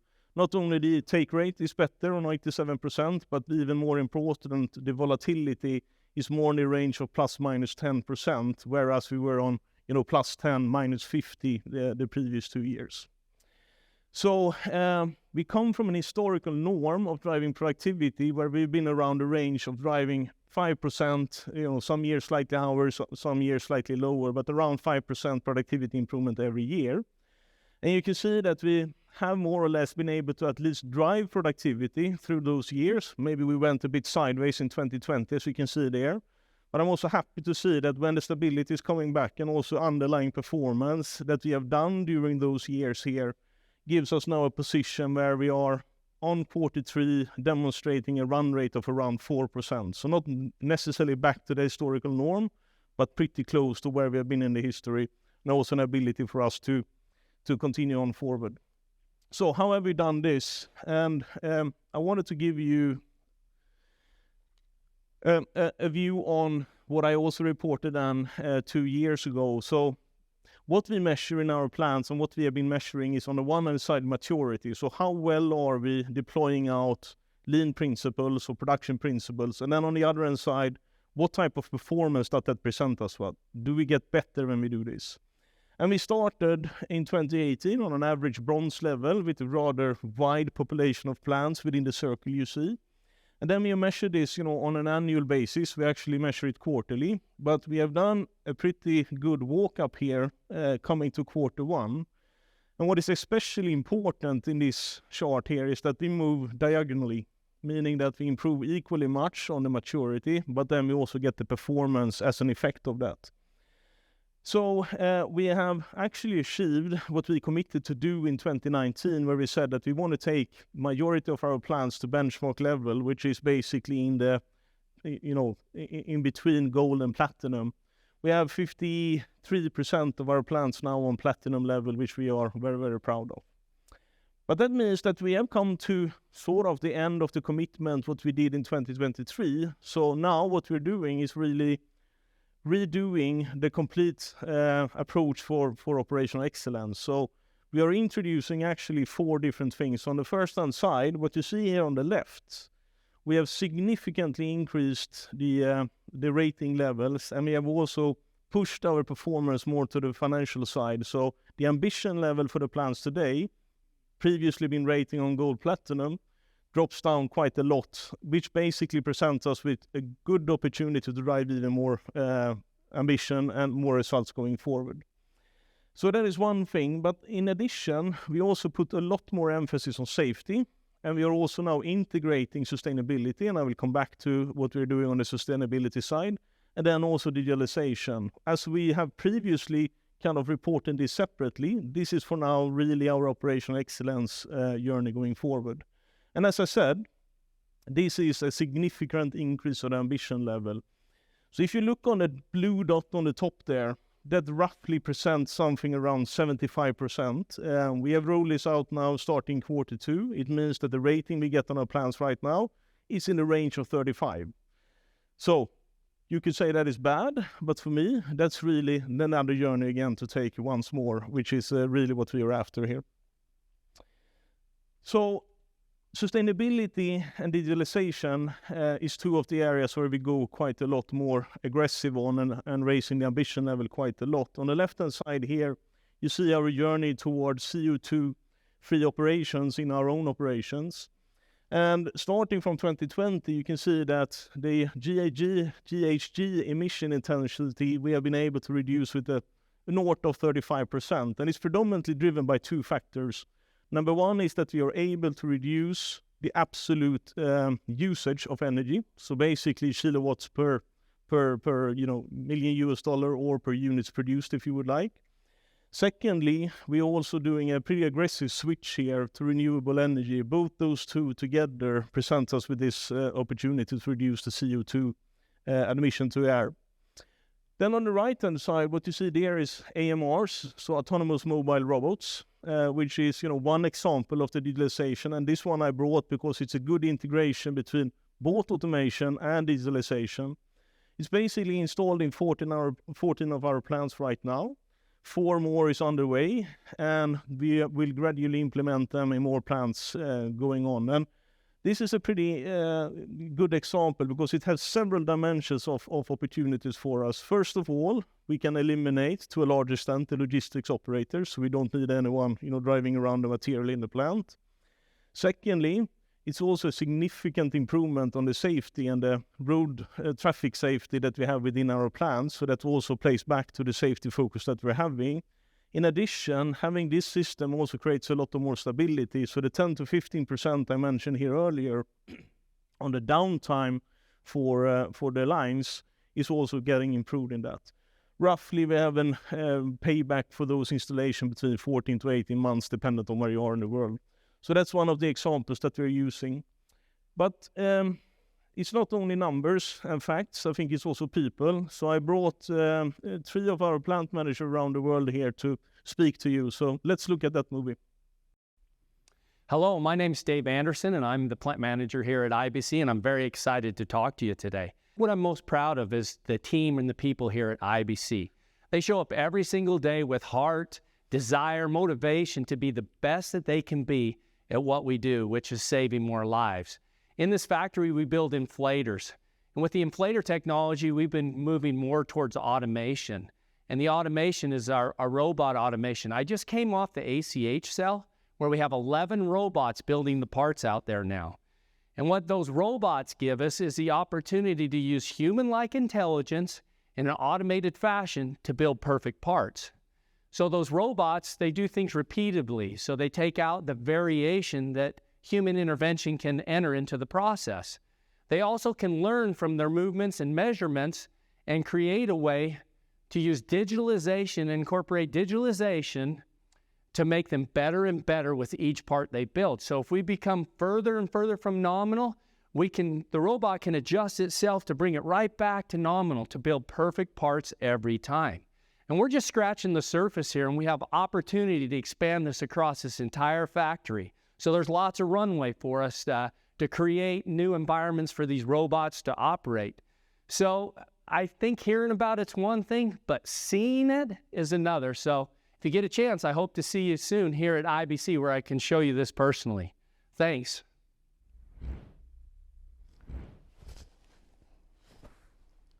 Sadika, I am Ket Manirat, AS Tech Thai Director. I have started with Autoliv since 1996 in purchasing and customer service area.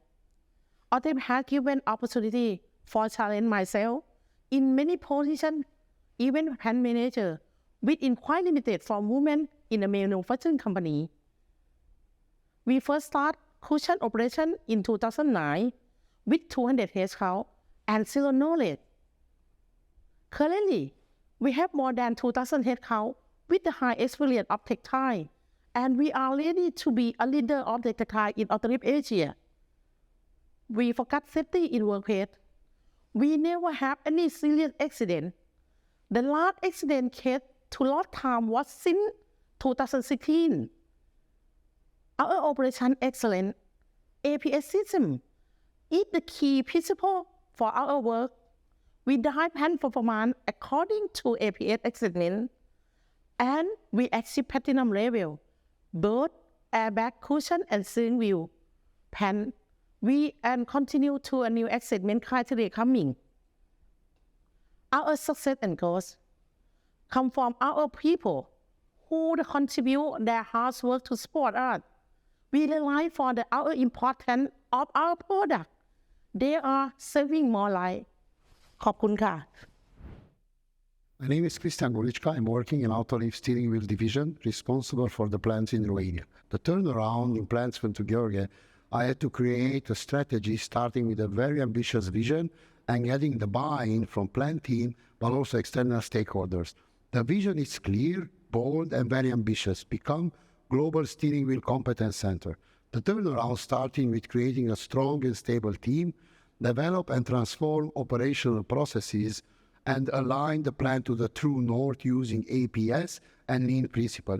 We managed to connect processes starting with incoming through manufacturing and shipping, eliminating non-value add, work in progress material, and creating much more efficient production processes. Payback for this investment was achieved in less than 1 year. For sure, the journey will not stop.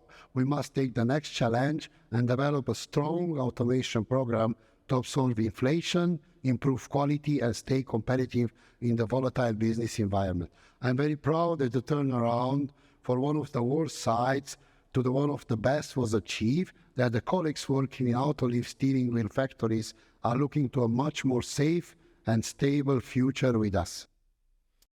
So what you see there is three of our, strong plant managers. We have all around 70 around the world that every day, do their utmost with what we have in the strategy and realize that on an everyday area. But looking a bit closer to automation, there's something that I've been talking about before. And I'm happy to report that if you look on the different product lines we have here and on the ratio that we can install automated solutions going forward, we have almost doubled the capability that we have in Autoliv compared to where we started the journey. On airbags, it's very much a very good situation when it comes to the inflator area. We have done a lot on the more airbag side of things, taking us from a 25 to 40% capability to install that. Seatbelts, which is slightly different. We have maybe less of those fully flexible lines, but there we do a lot of automation when it comes to the in-station processes or the stations in the lines, going from a 20 to 35% automation rate. And looking at steering wheels, which is by far one of the most manual areas we have in Autoliv, we have been able to achieve a lot, all from basically nothing up to a 30% rate of automation in everything that we're installing. Obviously, we're doing this from two dimensions. When you implement that, of course, you try to touch in on all the new programs. So when we invest in new machines, we invest in automated solutions, but at the same time, we also automate in serial production. Then we have more of the process type of automation, what I talked about here in the seatbelt areas. Both of those areas are in play at the same time. So far, if you look on from 2020 to Q1 in 23, this is equivalent to around 3,000 headcounts in terms of efficiency that we've been able to take out.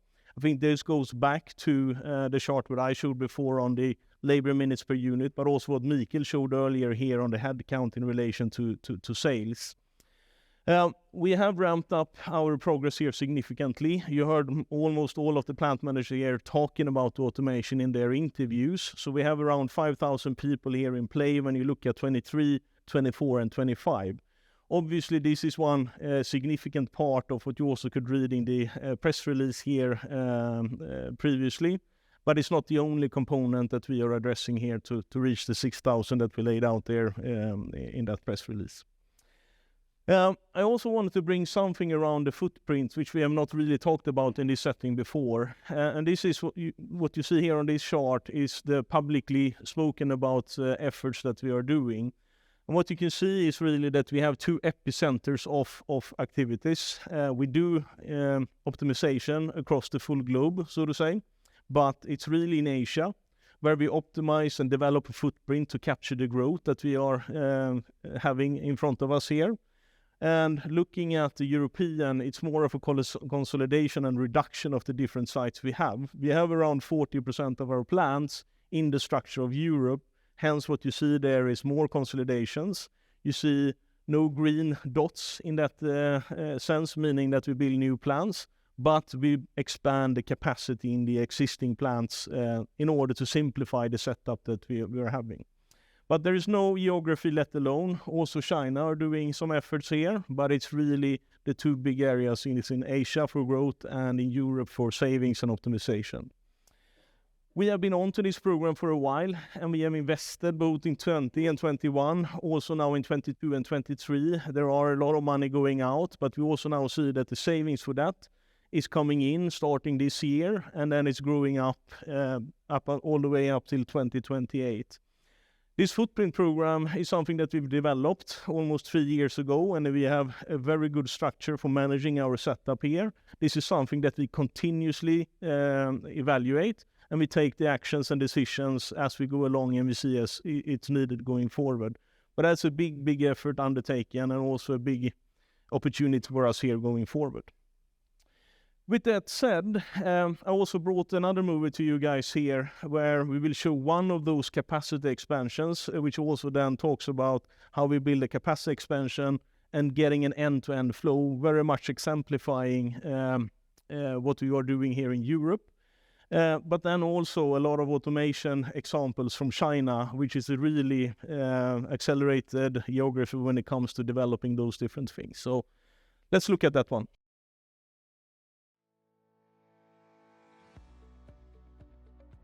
So the first example we see here is really how we use something that is called Operations Avatar. It's a wholly developed digital twin of how we look into our plans. So we replicate the facility, and we also replicate all the assets in there. What this enables us to do, and what you see here, is that we can very clearly simulate our way on getting to a fully, capacitized plant, and we know exactly how we want to develop it in order to get the right flow in there. Moving over to airbag, this is from our Lugos plant in Europe, and this is what I talked about before, where we want to show you how we basically do a capacity expansion. To the right here, behind the fence, you have the existing plant, and on this side, we have built a new building. And in that building, the whole intention is really to bring the full operations into an end-to-end flow, meaning that we don't need to have any logistics or shipping between plants, and we have everything in one space. So this is where we, in European, have the first plant with an integrated beaming process. This is where we basically weave the textiles that then later on goes to the next one. So the weaved textile goes out on looms,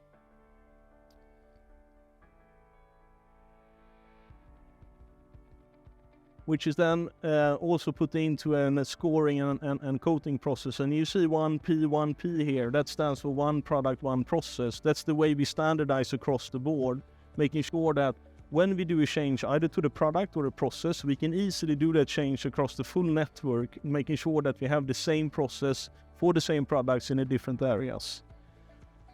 Obviously, when we build a plant like this, we use the best knowledge we have at hand, the latest developed solutions, and when we have this one now grown up into the plant we have right now, we have the best practice installed in one area, which is then, you know, something for the other plants to look into in order to develop.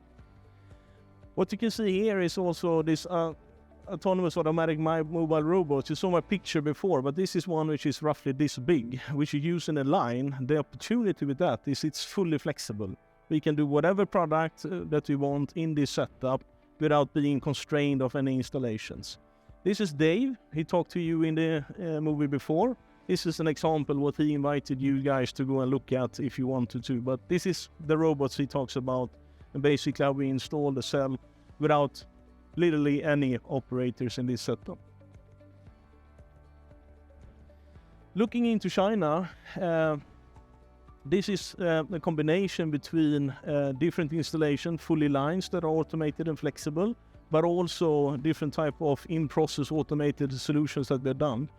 Put your eyes to the numbers on the right. You will see that we are able both to reduce the number of head counts, you know, from 30% all the way down to 80%, but you will also see that we're able to reduce the cycle time of the process, which essentially means that we increase the output.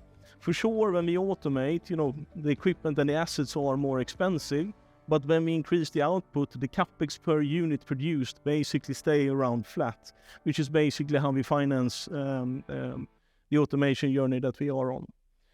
So very quick, but some examples of what we're doing from all the world. For us, we have three main focus areas here going forward.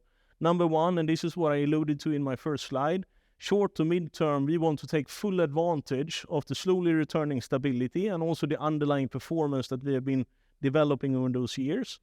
And we want to see better throughput, output, and through that productivity. So that's, you know, focus number one.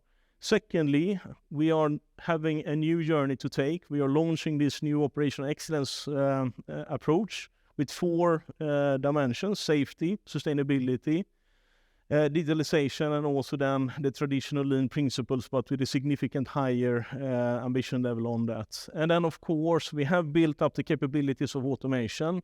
We're going to continue to develop that capacity and that concept, but it's also now about rolling out all the concepts that we have into the existing production and the new programs coming. So that's the main three things that we're focusing here going on, and I thank you very much for this.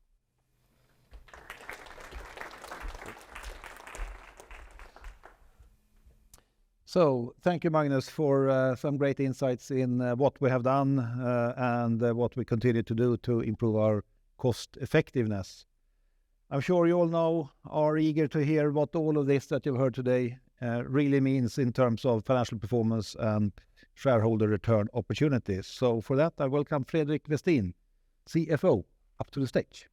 Thank you, Anders. So I will put this in a financial context here now, and I will focus on five things. Number one, I will lay out a position of strength that we're operating from that allows us to confirm our financial targets. I will dive deeper into, in particular, the sales and the profitability development, both in the near term but also in the longer term. And then I will also talk about the capital efficiency program that I talked about in the last Capital Markets Day 2019. 2021, sorry. And then I will close off with what that means in terms of capital allocation, so opportunities for shareholder distribution. We have a organic sales growth that is 6 percentage points above the underlying light vehicle production over the last 5 years. So a very, very strong top-line development supported by both the content per vehicle growth, also our market share gains that we've been able to secure. The adjusted operating margin, Mikael already alluded to that. It's been a challenging environment, but at the same time, we've been able to keep our return on capital employed at a very stable level, showing also here our focus on capital efficiency, and even being able to slightly improve it versus the starting point here of 2018. And this, of course, goes in hand with strong operating cash flow development. So also here a continuously positive trend. And also here cash conversion, where we have the target to be above 80%. We have been at higher levels than that if you take the average here over the last 5 years. And this combined has allowed for us to return around $1 billion in returns to our shareholders. And we believe this is a very strong position to operate from. And through that, we again confirm our financial targets. We have a few of them out there. If we look at the near term here, it's the organic sales growth, where the target is to be 4% above the underlying light vehicle production growth. In the longer term, to have a organic sales growth of 4 to 6% from the 2025 onwards. On the margin side, we have the mid-term target of 12%. I take the microphone. Okay. We have the term target here of 12%, and that goes in hand also with a framework that we have laid out, where it is that we need a volume of at least 85 million in light vehicle production, that we are able to compensate for the inflationary headwinds beyond, so to what we have been facing after 2021, that we are able to compensate for that or get compensation for that. And then the last component is that we can execute on our strategic roadmap in a stable environment. And as you saw here also from Magnus before, we are not there yet, but that is of course an important prerequisite for us. And I will also talk a little bit about what that actually means for us in terms of margin opportunity. And then we still, or we also confirm the ambition here to have operating margin of around 13% in the long term. So let's look into how this has developed on the sales side here over the last couple of years. So we have the 4% growth over market that we have communicated in the time frame 2022 to 2024. We are on track. We're actually, if you exclude the pricing component, which of course has been a significant contributor in 2022 and also in 2023, we are actually slightly ahead of this 4 percentage point growth target. And the growth drivers here are, as we've laid out, the market share gains, but also the continuously positive development on the content per vehicle. And as I mentioned, of course, in last year and also this year, a significant pricing component. So here we are on track.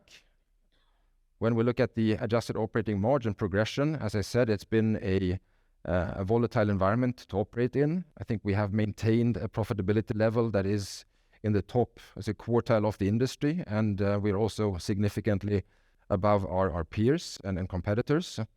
It has been an external market environment, as we've talked about here, especially Mikael laid out. 2020, we had basically a complete standstill in parts of the world related to the pandemic that impacted us. Then we had a very strong rebound on volumes in 2020 into 2021 with a very favorable development also on our margin development. That was then unfortunately hindered by the issues on the supply chain, where we saw both volumes being impacted, but also the volatility increasing significantly. Then also combined with the increase in raw material prices, this continued into 2022, and then exacerbated by the inflationary pressure. But we have focused on what we can control. So we have grown above market. We have taken market share. We have been very focused on cost reductions and activities internally to drive our strategic agenda, and also got the compensation on the raw material side that was required, and are now very, very focused on also getting the compensation on the other inflationary components.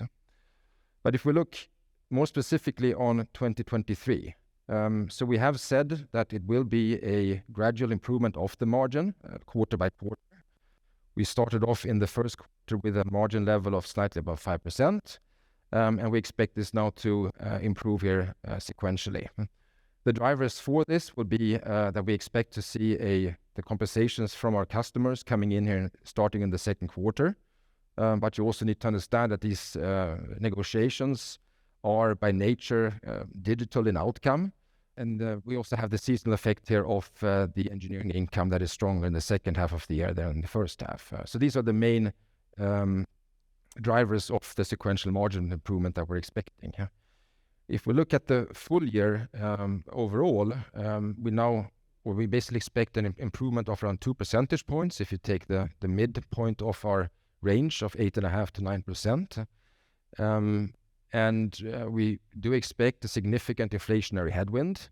So around 3% of our margin should be impacted by what we've also laid out earlier, the inflationary headwinds both in our supply base, which is the largest component, meaning the development of energy costs and logistics, and most importantly labor cost in our supply on our suppliers, and how that moves into our cost base, but then also the impact of those same components on our direct costs. So this should be around 3% is what we expect, but you also see that we expect to get an offset on about a similar magnitude than in the pricing negotiations that we have at the moment.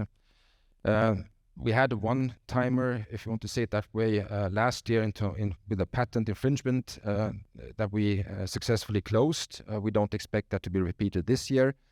And then we also expect a carryover effect from the price negotiations that we completed last year. I mean, they came in the second and third quarter of last year, so there's a carryover effect of that into this year. And then we should also see a further stabilization throughout the quarters here, that we should have a lower impact from premium freight costs than what we had last year. And then lastly, the contribution here from volume, but you see that is a smaller component. So these are the major building blocks that takes us from the 6.8% last year to then the midpoint of the range in this year. If we look at the growth component, so we start with the near term, we're guiding for a 15% organic growth. We have split it out here also by geography. You see that the most significant growth we are expecting in Europe and in Asia, excluding China. That also goes in hand with, if you look at the S&P Global forecast, that's also where the LVP growth is expected to be the highest on the underlying LVP. And there's certainly also a pricing component in this growth that we're showing here. China is expected to contract as a market, but we're still expecting to show significant growth also in that market. And the growth drivers are what we've already talked about. It is the content per vehicle growth that we see to be around 3% in this year. A more pronounced market share growth in this year that takes us from the 43% closer to around 45%. And also a good position here with the domestic Chinese OEMs, whereas traditionally we have had a higher exposure to the Western OEMs and joint ventures in China. We've been very successful on taking business also with the Chinese OEMs to benefit from the significant market shift that is happening right now in the Chinese market. Then long term, it is the combination of three components that takes us to the 4 to 6% growth that we are targeting. It is the underlying LVP. Traditionally, that has been between 1 and 2%. If we look at what S&P Global again is forecasting it up till the time frame of 2030, this is closer to 2%. Then we have the CPV content, or the content growth on top of that.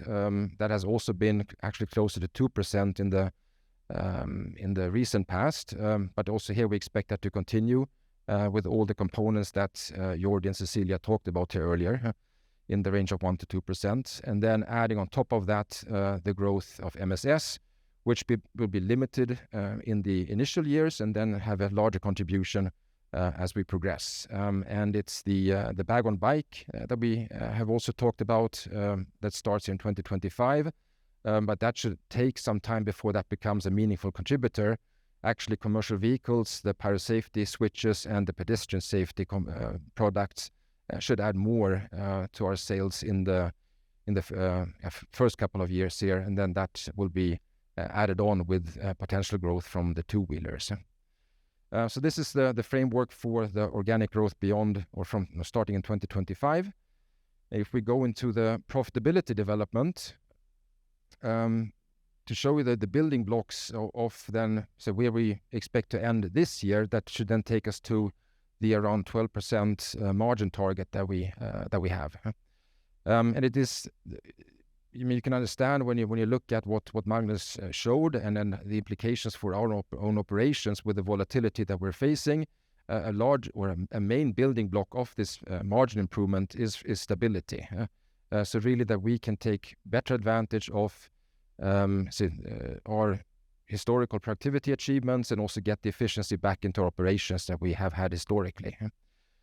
We have added a structural initiative component to this with the announcement last week. What we're showing here is the combination of that with the footprint activities that Magnus also showed. So a significant second contributor here from those two activities. And then again, a smaller component from sales growth, where this would be where we would end up if we had then volumes above 85 million. And then also a factor here or contributor from the automation and digitalization roadmap that we also talked about here. So these are the main building blocks that takes us from where we expect to end up this year then to around 12% margin. Then, as I said, I wanted to come back to capital efficiency and capital management. We did present a framework where we saw an opportunity to improve our working capital by around $800 million. I think we've made great progress on the accounts payable side. This is actually already in line with the target or the ambition that we set ourselves and that we communicated in 2021. So we have achieved more than 500 million improvement and released from the balance sheet through optimizing our payment or payable structures here with our suppliers. So that's on track, and we expect that to also be sustainable at this level. The second largest component we saw from inventory improvements, or that we could have a more efficient inventory turnover rate in our operations. We're showing a flat development here, but if you compare us to most of our peers, is actually not a bad development. I mean, most other companies actually show quite an increase in this time period. With the stability, improving, we believe that many of the initiatives that we have put in place will then also bear, real fruits, and that we should be able to get significant money here from the balance sheet and improving the inventory levels significantly. And then lastly, we continue to work on the receivable side, where so far we've not made so much progress. But I think the 800 million here still remains intact, and we've made we've advanced greatly here towards that target. Then just a few words on our capital expenditures. So as you understand from in the ongoing footprint activities, we are operating at elevated capex levels right now.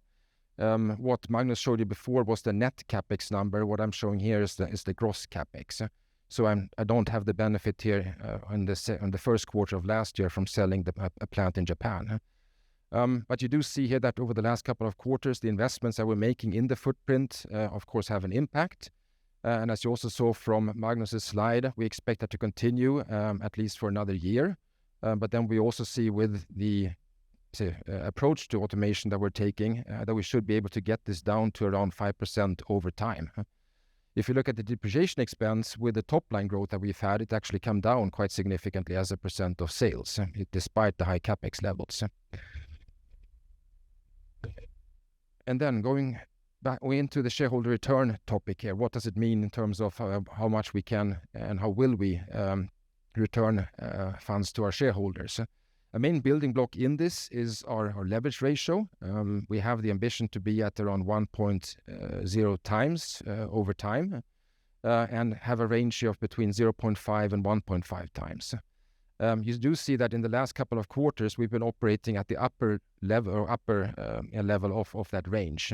And that also shows you how we control the buybacks and how we look into how we can distribute funds to the shareholders.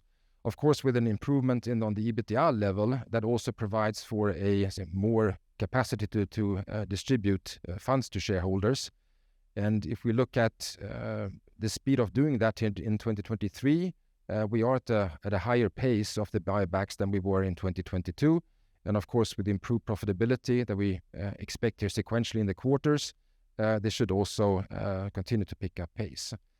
And just to lay out there the key components of this repurchase program, it is, the visibility and the involvement here of the operating and free cash flow. It is the credit rating that we want to maintain at a strong investment grade, which goes back to the slide before on the net debt development to the adjusted EBITDA, but then combined with the business and macroeconomic outlook, and of course the share price development. M&A for us has a lower priority, and this is, in essence, the framework under which we conduct the buyback program. And just as an exercise here, if you look at the 2023 indications, it would add around 900 million in capacity for shareholder returns if you look at where our net debt to EBITDA, if you put that at 1.5 at the end of the year, and translate the other targets that we communicate. So there is significant space here, and with a stable environment, and then continuing towards the midterm targets, there's further opportunity for this also going forward. So that concludes my presentation. With that, Anders, I think we're going to the Q&A session. Yes, we are. Thank you very much, Fredrik, for translating into financials. It's time for the Q&A. So I ask Mikael to join us up here on the stage. And all the other presenters are, of course, also available to respond to any question that you may have. And as I said earlier, there's 3 ways to ask questions. Of course, live here in the room, on the chat, on the webcast, and of course on the phone lines. So I think we should, of course, start in the room. And Rod, for instance, could start.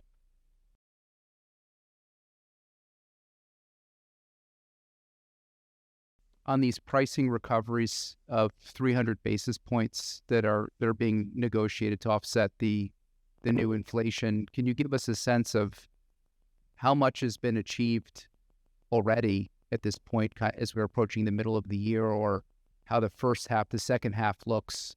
Would you be sort of at a run rate? Is your initial guidance kind of had 200 basis points of margin improvement every quarter, so it would be like 5, 8, 9.5, 12, something like that, if you were to sort of do it evenly. Towards the end of the year, are you sort of fully recovered, and do you still expect to be there? Because I didn't see any additional impact in your bridge to the midterm targets, which are presumably 2024. We haven't guided quarter by quarter yet. What we have indicated is that it should have the same profile as we saw last year. Of course, the negotiations is, I would say, eating calendar time, as we have in very detailed discussions with the customer. And I think we alluded to that already last year when we said, raw material, we need to go down component by component, plant by plant, and work that through. And of course, when we move into non-raw material inflation, it becomes even more complicated, because then you need to break all these different type of costs down to the plant which we are operating in. So of course that's also taking time. But with that said, our expectation was still that we should have the similar profile as last year, but we haven't given any details exactly on how that looked like, because it is a very, let's say, digital consequences of the discussion. If it's done, let's say, 3 days before the end of the quarter or 2 days after the new quarter have started. So of course you have some challenges in that, but we are making good progress with our customers, and as I said, we are also coming to the customer with really well justified claims. So we feel good about the full year indication here. Okay. The second quarter last year, don't forget this patent infringement settlement that we had, that was not, say, run rate based. I guess maybe just to clarify, are you anticipating that you will have that more or less in the year by the end of this year? Because I didn't see any carryover effect in your forecasts going forward from these pricing.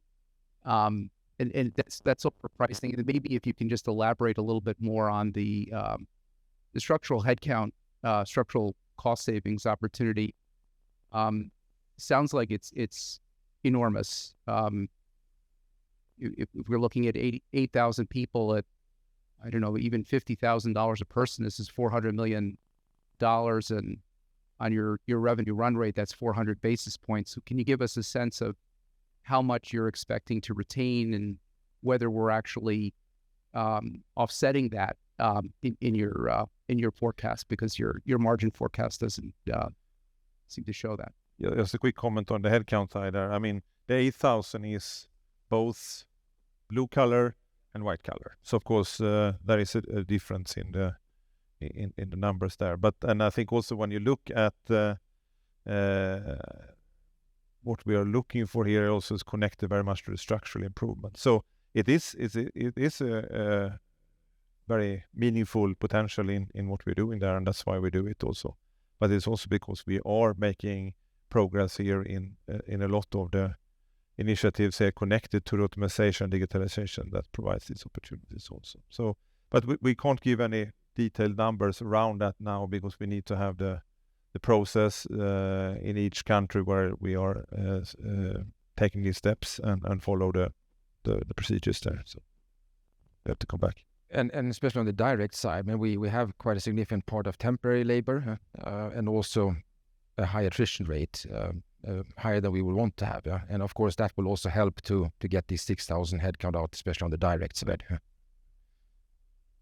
your pricing, are you on the pricing? So what we want to show that there might be a pricing component also in the walk from the let's say 8.5 to 9 to then 12%.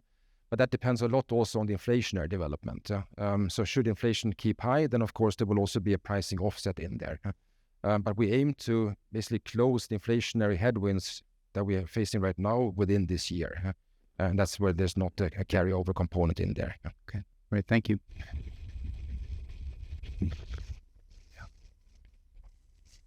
Hi, it's Richard Hilgert from Morningstar. Thanks for hosting the Investor Day today. Very, very good, very informative. On the new technology, Bernoulli airbags, the press release seemed to highlight that the technology would be good application in large airbags where there's a lot of airflow needed. But it seems to me like this is a technology that makes inflation just simply more efficient overall. Would it make sense to replace current airbag inflator technology with this technology in all applications, or is it just some application specific? I think we let the expert to comment specifically, but let me just say that, I mean, our focus right now is to fill the need from the customer here to have larger airbags, but still in an interior where you may have less space. As the electrical vehicles, for example, have a potentially smaller dashboard. You're further away from the dashboard, so therefore you need the bigger airbag, but you don't have as much space to put it. So this is really to answer up to those needs. But I mean, it's of course a very effective technical solution that we can see other applications used for. But I'll leave it to you. Yeah. So is it true? I mean, it's much more efficient than the current ones, but also we need to understand that each airbag has his own way of working. For example, a curtain is something that you run really fast because basically from the moment that you detect, you don't have so many milliseconds to deploy. So in these ones, maybe we cannot play with this technology, but for example, in a steering wheel, the space that you have, here we are fighting a space. Basically, you have seen the latest modules, they are of the size of a cup of tea, basically. So it's a technology that has a lot of potential. It's just the beginning, but it has his sweet spot probably in the frontal where Mikael has said we have bigger volumes to fill, and actually there is more airbags also in the rear seat also, but normally they have to fill bigger areas. Okay, great, thanks. Fredrik, on the CapEx and DNA chart that you showed, you know, we've got DNA coming down quite a bit compared to where CapEx is right now. Before we get to CapEx and D&A being down to the numbers that you talked about, will we first see a spike back up in D&A because of the current CapEx level that we're seeing? Yeah, I mean, we expect that the D&A is impacted also by the high CapEx levels that we have right now. I mean, they have not all come into depreciation yet because it's the SOPs and the work in progress and so on is coming a bit later. But on the other hand, many of these investments are structural investments. So it's new buildings and sites, and they tend to have longer depreciation times. So it should not be a major effect. Yeah.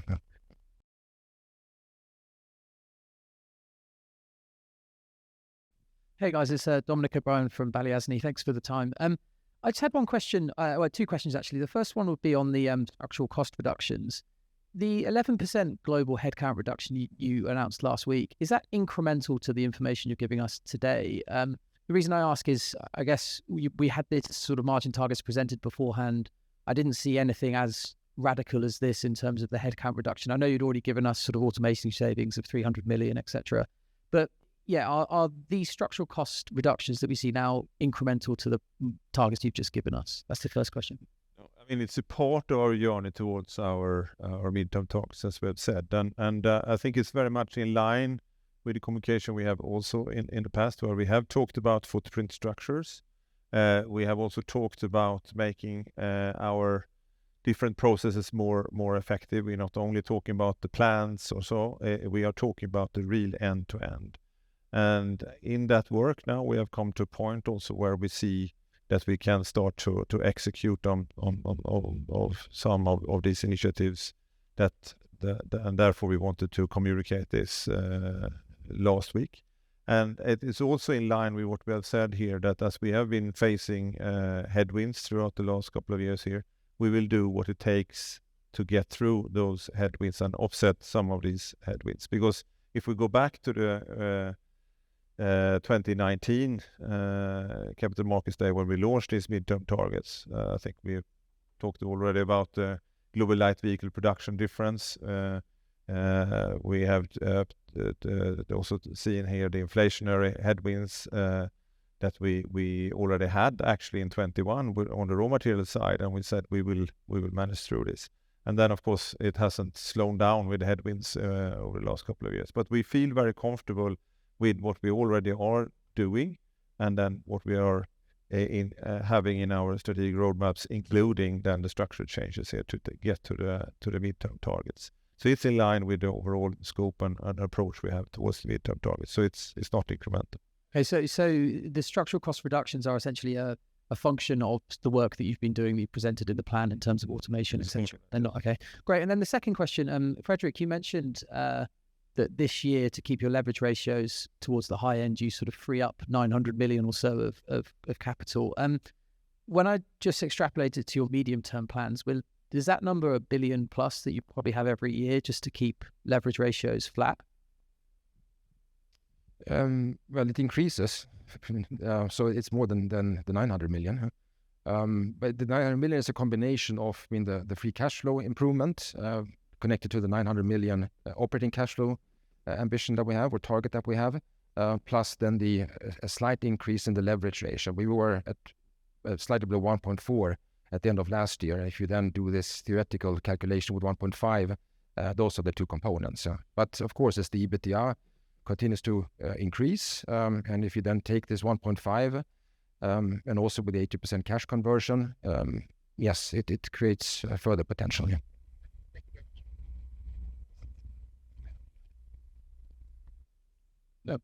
Thanks.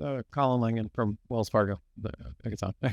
I think in Q4 you had mentioned, you sort of outlined the 12% margin framework, and you on that call I think said, you're on track for 2024 to do 12%. Is that still the case, or is there more caution around it, or did I misinterpret the comments on Q4? No, I think it's the same answer we have had along the way here. I mean,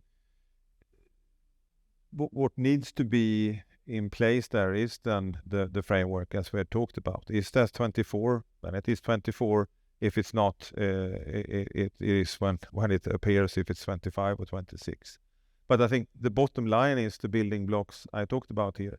I mean, we need to have a stable situation on the call-offs and how the outlook for the need from our customer looks like. And then we need to get to the minimum 85 as we had talked about. And also then that we are managing through on the price adjustments here. I think the challenge here is to see how the inflationary scenario plays out, because with the current situation here, we have this, let's call it seasonality effect of the inflation, because similar as we said last year, I mean, we are getting the effects early in the year. We have the negotiations with our customers and they gradually come in through the year, and then we keep the balance here. And last year, as we have laid out here today, we got basically what we needed for raw material side. This year we are working on the other. Then the critical point is what happens with the inflation, because if we have another significant inflationary years, we will have that, let's call it seasonal effect of the inflation also next year.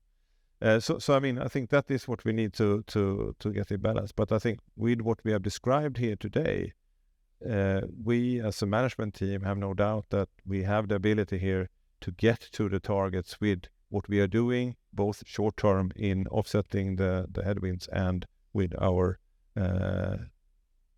what we then call the strategic roadmaps initiatives around optimization, for example, the footprint adjustments and so on. Okay.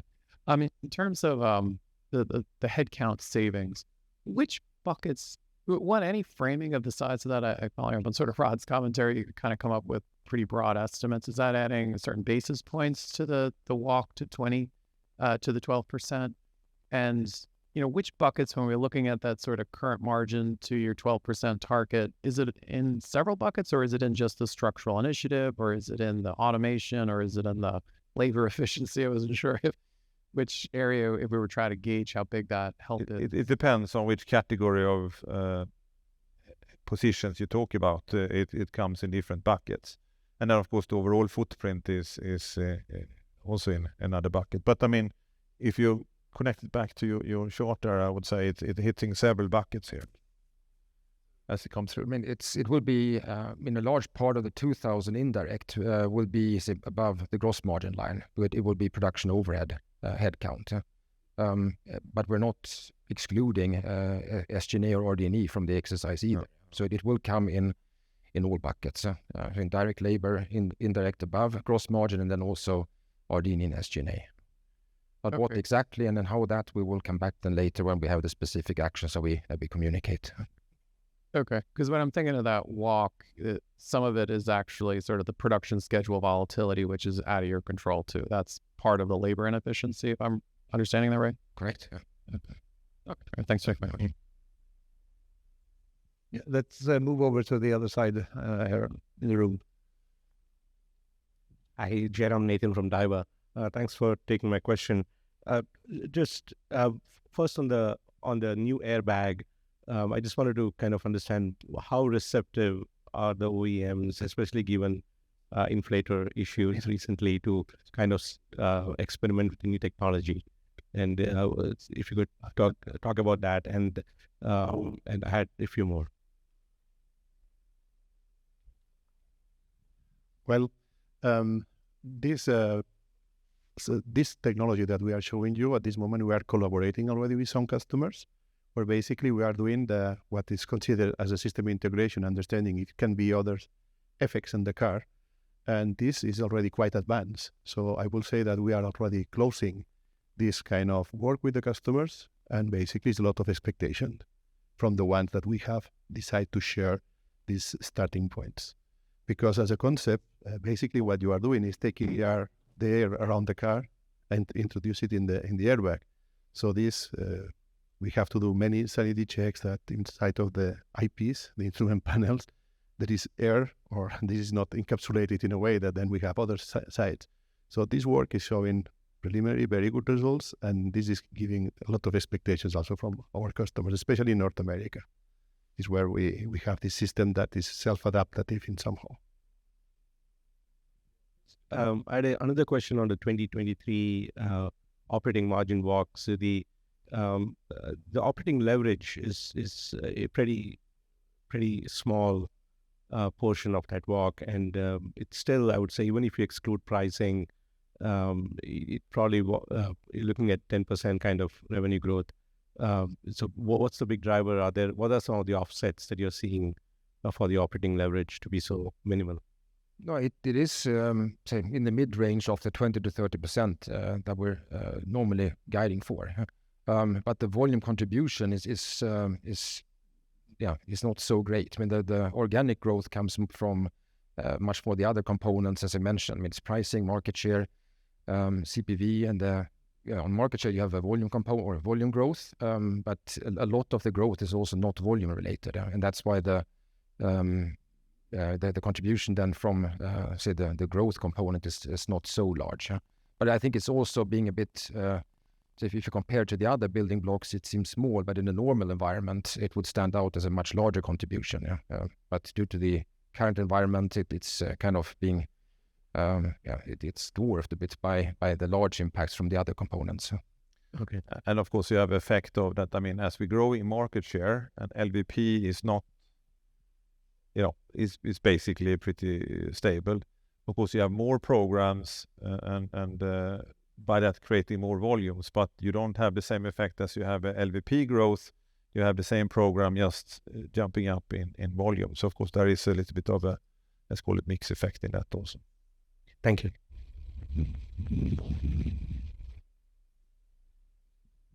Hi team, Doug Dutton from Evercore ISI. Can you just quantify how much the schedule volatility and start-stop production has maybe affected these margins the past 2 years with all the black swan events that we've seen?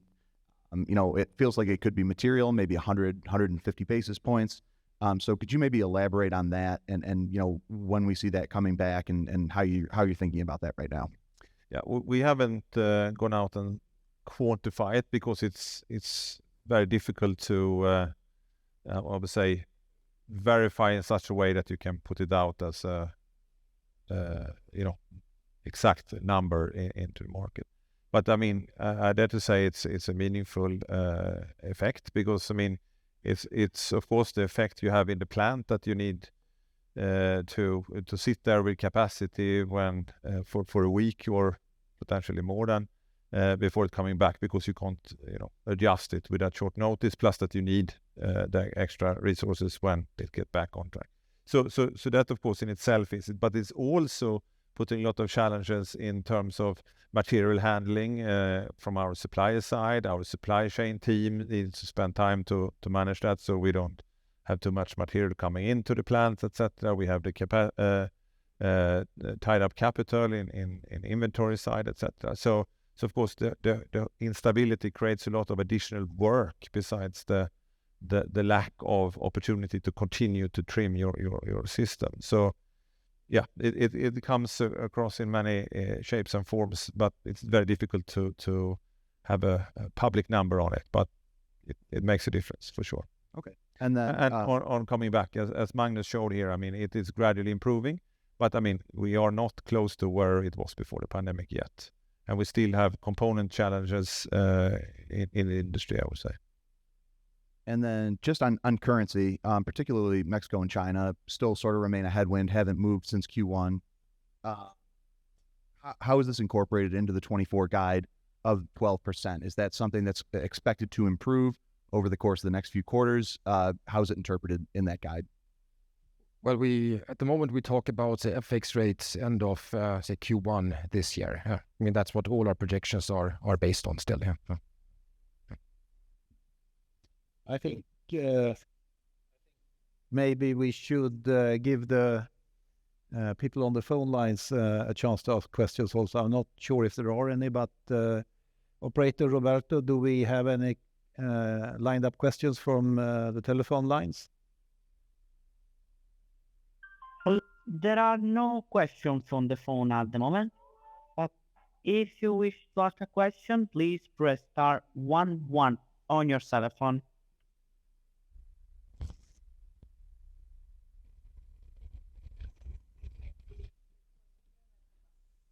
All right. So let's, have been very eager. Ryan Brinkman from JP Morgan. Thanks for taking my question. You showed some really very impressive market share figures, both by region and by customer, which I wanted to ask around, including the comment that you have more than 50% share with some customers, with maybe opportunity to even grow from there. As I think about, some of the reasons why automakers might not want to be over-concentrated with a particular supplier, I mean, first and foremost, would seem to be the risk of quality or continuity of supply issues, which don't seem really applicable here, right? Because your execution relative to the competition is maybe the biggest driver of your outsized share. Another reason, though, could be, wanting to foster price competition. So do you see any practical limitations to your share by customer or geography? How much is share growth contributing to your outlook for 4 points of outperformance versus LVP through 2024? And would you expect the contribution to growth from share increase to maybe level out thereafter? Or for how long do you think that share gain can continue to be a tailwind to growth? There was many questions in one there, but let me try to cover the topic as such. And as I said before here, I mean, the key components to be successful with your customer is that you have this superior quality, robustness in your deliveries, and you are price competitive. And you're, of course, not more successful than your last quote that you were awarded. So that's, of course, something we always need to lean forward to make sure that we continue to win. But I think, if you look only until 2024, it's basically already in our order books. So that's not the topic. It's really when you look out in the outer years where the awards are being won right now. And also here we showed in our order book fulfillment, so to speak, that we are gaining orders here that supports the market share that we are growing into, which is around 45, as we said. Beyond that, we don't have a market share target at all as such. But of course, our intention is to defend that market share. And I think the only way to do it is this, what I call customer commitments. And from a customer point of view, if they feel and see this, I don't see any problem why they would continue to have somebody on, let's say, 50, 60%, as long as they have options, which they have if you don't have 100. So I think that speaks for itself. That's very helpful. Thank you. And then just last question is, what amount of the 4 points of outperformance versus LVP through 2024 or outlook for 4 to 6 points of, I think, total growth thereafter, it is driven by the passing along of higher input costs, and how does that maybe compare to history? Thank you. Now we don't giving any numbers on the price increases here. Of course, in the short term, the price increases as an impact. But when you look further out, the pricing is building in the current inflation cost increases that we have already. So that's taking care of that. I know it's a part of normal business, I would say. I think that the key drivers for our outperformance here is, without a doubt, the market share growth that we are seeing and that we are gradually gaining here. And so since 2018 here, we have moved up from 40 to 43 and towards the 45. But the targets exclude any, say, pricing components from, say, inflationary compensation. Yeah. And that's what what we showed was that we are on track to be actually slightly better when you, say, exclude the pricing from our sales development. We are slightly better than the 4 percentage points that we are guiding or that we're targeting. Hi, Eli Eskelin, Neuberger Berman. I want to go back to this market share question on the slide that Megan showed, broken down by region. You gain share globally in Europe, China, even Japan. Your largest market, North America, it's small, but it's a slight decline. And I'm wondering, can you comment on the competitive dynamic here in North America? What accounts for that decline in market share? I think last time when we showed this at CMD, I think we had a small decline in Korea. It's a part of Asia here today. But I think the point here is when you look at each region, of course, we are defending the market share. We are the market leader in these regions. Then depending on how it plays out in specific years, you can have these small adjustments. I would say, I mean, overall, it's a very competitive industry, no doubt about it. I think we all know how this industry works and what drives it. I think we have an advantage towards our customers here. And I wouldn't read in terms of being competitive here on the categories I talked about before.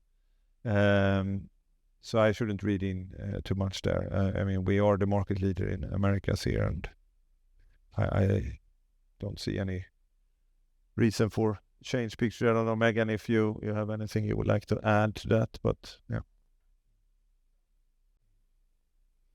I think actually I have been informed that there is a question on the phone lines. So I think we'll give her a shot. Roberto. Yes, we have now one question from the phone. We are now taking the question. And hi, I hope you. It's from Agnieszka Diela from Nordea. Please go ahead. Perfect, thank you. I have two questions, if I may. Starting with your restructuring program. Looking historically, your latest programs were done in times when car production was coming down and your organic growth was more subdued. Now you expect 15% organic growth in 2023 and most likely a growth in 2024. So I just wonder if you could explain how can you practically achieve this kind of massive headcount reductions? Is it only about the automation or is it something else? Thanks. No, I think as I alluded to before, I mean, when it comes to the what we call then the direct workers, the blue collar category here in our plants, I mean, it is connected to what we talked about here around automation and digitalization, but it's also getting back on track when it comes to the productivity, where we have been faced with the challenges due to the volatility. I mean, in 2022, we had a significant, especially in the beginning of the year, significant effect of premium freights. And one way to balance this and to make it, I would say, manageable in a more cost-efficient way was to man up in certain areas here in our plants to deal with the volatility internally in the plants. So of course that is coming through. We see an opportunity now to get back on track with that in combination with strategic steps that we are taking here. And on the indirect workforce, we also here talking about a different way of setting our operations up. I think I mentioned flattening the organization even further, making more emphasis on the structure connected to touching the products and the customers here. So different way of working, I would say. But also that we are moving forward with our structural opportunities here when it comes to the site setup. And of course, that's one reason why we also put emphasis on Europe here, as we see bigger opportunities there when it comes to the site structures. I hope that answers your question there. Yeah. So it seems like you're now targeting really 1.5 times net debt to EBITDA rather than 1 times. Is that a correct assumption? And also, when it comes to share repurchases, first of all, did you and the room that you see in your cash right now, did you account for the cost for the restructuring program in your cash flow expectations? And also, would you consider taking on more debt to fund the buybacks?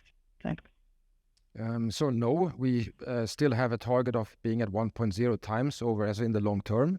But we have this range between 0.5 and 1.5, and then at the moment we are operating at the upper end of that range. But no change to the long-term target here. We have to come back on what the implications of the restructuring needs for the headcount reductions, what that explicitly will mean for potentially this year, but then also the upcoming years when we announce those. But what we presented here today was based on what has been communicated specifically so far. Thank you. There are also a couple of questions on the chat, including from Tom here, about the size, the potential size of the two-wheeler market. And could the margins be similar to the light vehicle business? We haven't quantified that yet, but what we have said when it comes to the overall MSS effort here is that it should be positive contribution to our margin development. Margin accretive. Exactly. Whilst I'm still on the chat here, there are a couple of questions. One from, or quite a few actually. One from Matthias Holmberg, DNB, basically asking a long question, but I'll pick that part. How long time do you expect it will take before the industry returns to the normal volatility that we had pre-pandemic, this 2% volatility? Do we have an opinion on that? I wouldn't dare to have a forecast on that, but it's moving in the right direction. But we also have, we see some setbacks on that because we are not where we were before the pandemic in terms of stability throughout the whole value chain. I think one part we didn't spend so much time on throughout the day here, but it was mentioned on one of the slides, is labor shortage, and we see that particularly pronounced in Americas and in Eastern Europe. So when we look at our supplier base there, they are fighting hard to secure that, and that also has its effect. But also in the logistics side, on the logistics side, we see challenges there due to labor shortages in some areas. So we don't have the stability throughout the system yet, and it will probably take some time. I have another question here from Agnieszka Vilela. Megan, you talked about working with the pricing structure in Europe. Can you elaborate a bit on that, please? Or maybe some of you could. The price structure gap that... Yeah. We can't provide so much detail at this time. We're just starting discussions with customers. But of course, as we look across improving the financials in Europe, we want to ensure that we're getting adequate compensation from our customers for, the volatility that Mikael has talked about, as well as, changes that the customers make, volume deteriorations, et cetera. So there is more information to come, but I think, we're starting some discussions to ensure that we are adequately compensated for these types of changes in the market. Okay, very good. I think we return to the room here with the questions. Thank you. Michael Jacks from Bank of America. I appreciate your slide on EV-led order intake and the emphasis on the content opportunity here. But it just strikes that every automotive supplier at the moment is speaking about selling more content into EVs. And the real conundrum, obviously, is that EV prices need to come down, not go up. Do you think there is potentially a scenario where content could potentially go in the opposite direction for you in passive safety? And then maybe just aligned to that question, you seem very well represented on order intake with new EV entrants, particularly in China, but the market is clearly getting more competitive, and it seems rather unlikely that everybody's going to survive this. So I guess the key question there is, what kind of a haircut, if any, are you taking to the intake assumptions there? And are you perhaps a little bit more conservative when allocating production capacity for these? Thanks.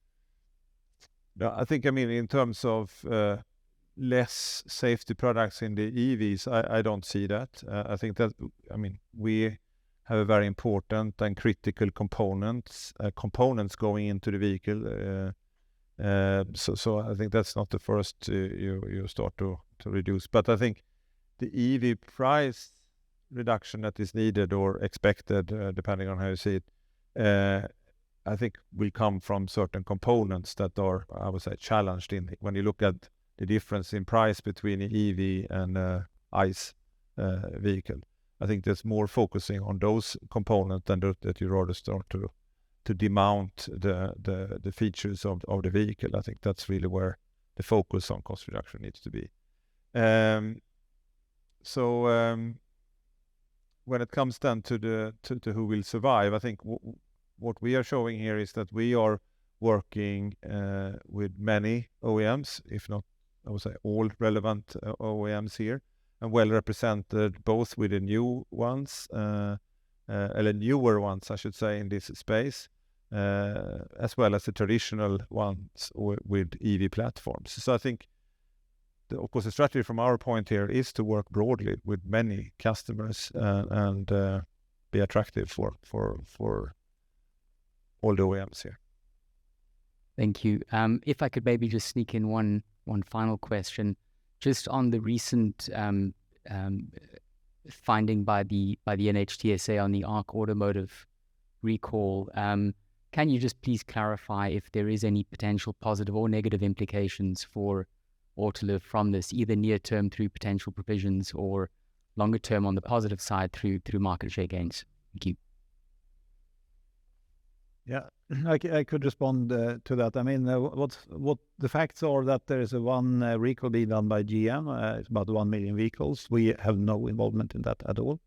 Then we know that NHTSA is pushing for further recalls. NHTSA can't make any recalls. You know, it's the OEMs that actually makes the decision to make recalls.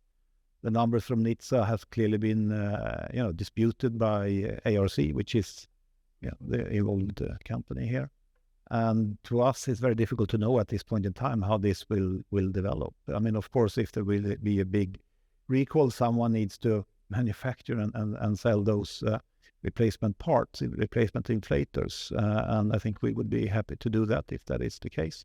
But I mean, we don't know at this point really how this is going to develop. Two questions, if I could, Luke Young with Baird. First question, you've noted that the commercial recoveries of non-raw material inflation this year includes both costs in your P&L and costs that you're taking from your supply chain. I'm wondering if it's possible to help us understand the weighting of those costs that you're looking to recover between what's in your costs and what's coming from the supply base, and whether customer receptivity to that differs or if it's being viewed similar by your customers from a recovery standpoint. So it's the largest component in that inflationary headwind. That's as much as we've said. So it is significant. And there is an openness from the customers to, in some cases, these suppliers are customer directed. Then it's very easy. But then our argument is, well, if you accept it on that one, then it should be valid also for the whole setup. So there is an acceptance and openness also to discuss that inflationary headwind for us. And our ambition is definitely to get compensation for the full content. And then my follow-up question, just wondering if it's possible to put a finer point on the incremental benefit from the headcount actions in the 2024 margin walk. Just from a timing standpoint, I understand the dollars are something that we're going to talk about later, but just from a timing standpoint, in 2024 relative to the benefits that might accrue as we look to 2025 and beyond, given what appears to be some just longer-term nature of some of these actions? Thank you. Well, we've said that in the press release last week that we expect that the savings from the structural initiatives or the 6,000 plus 2,000, that they will be completed by 2025. So you should not expect the full effect in 24, but they will be then, say, fully implemented during 2025. Does that answer your question? Or?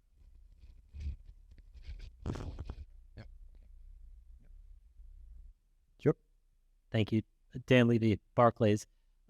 First question, wanted to ask about mobility safety solutions, some of the new products that you have here. Maybe you can give us a flavor of how significant the resource outlay is. Sometimes we see with suppliers that are supplying to new programs, new customers, that the validation expenses can be a drag on margins. So maybe you can give us a sense of how significant the resource outlay is, what's your confidence that there won't be maybe execution drags on the margins? No, I'm pretty comfortable to say that. I mean, what we are doing here is really leveraging on what we already are good at. I mean, as you see, I mean, when we talk about two-wheeler airbags, for example, it's of course built on the knowledge we already have. And I mean, with a strong research team, we know a lot about the accident patterns for two-wheelers, for etc.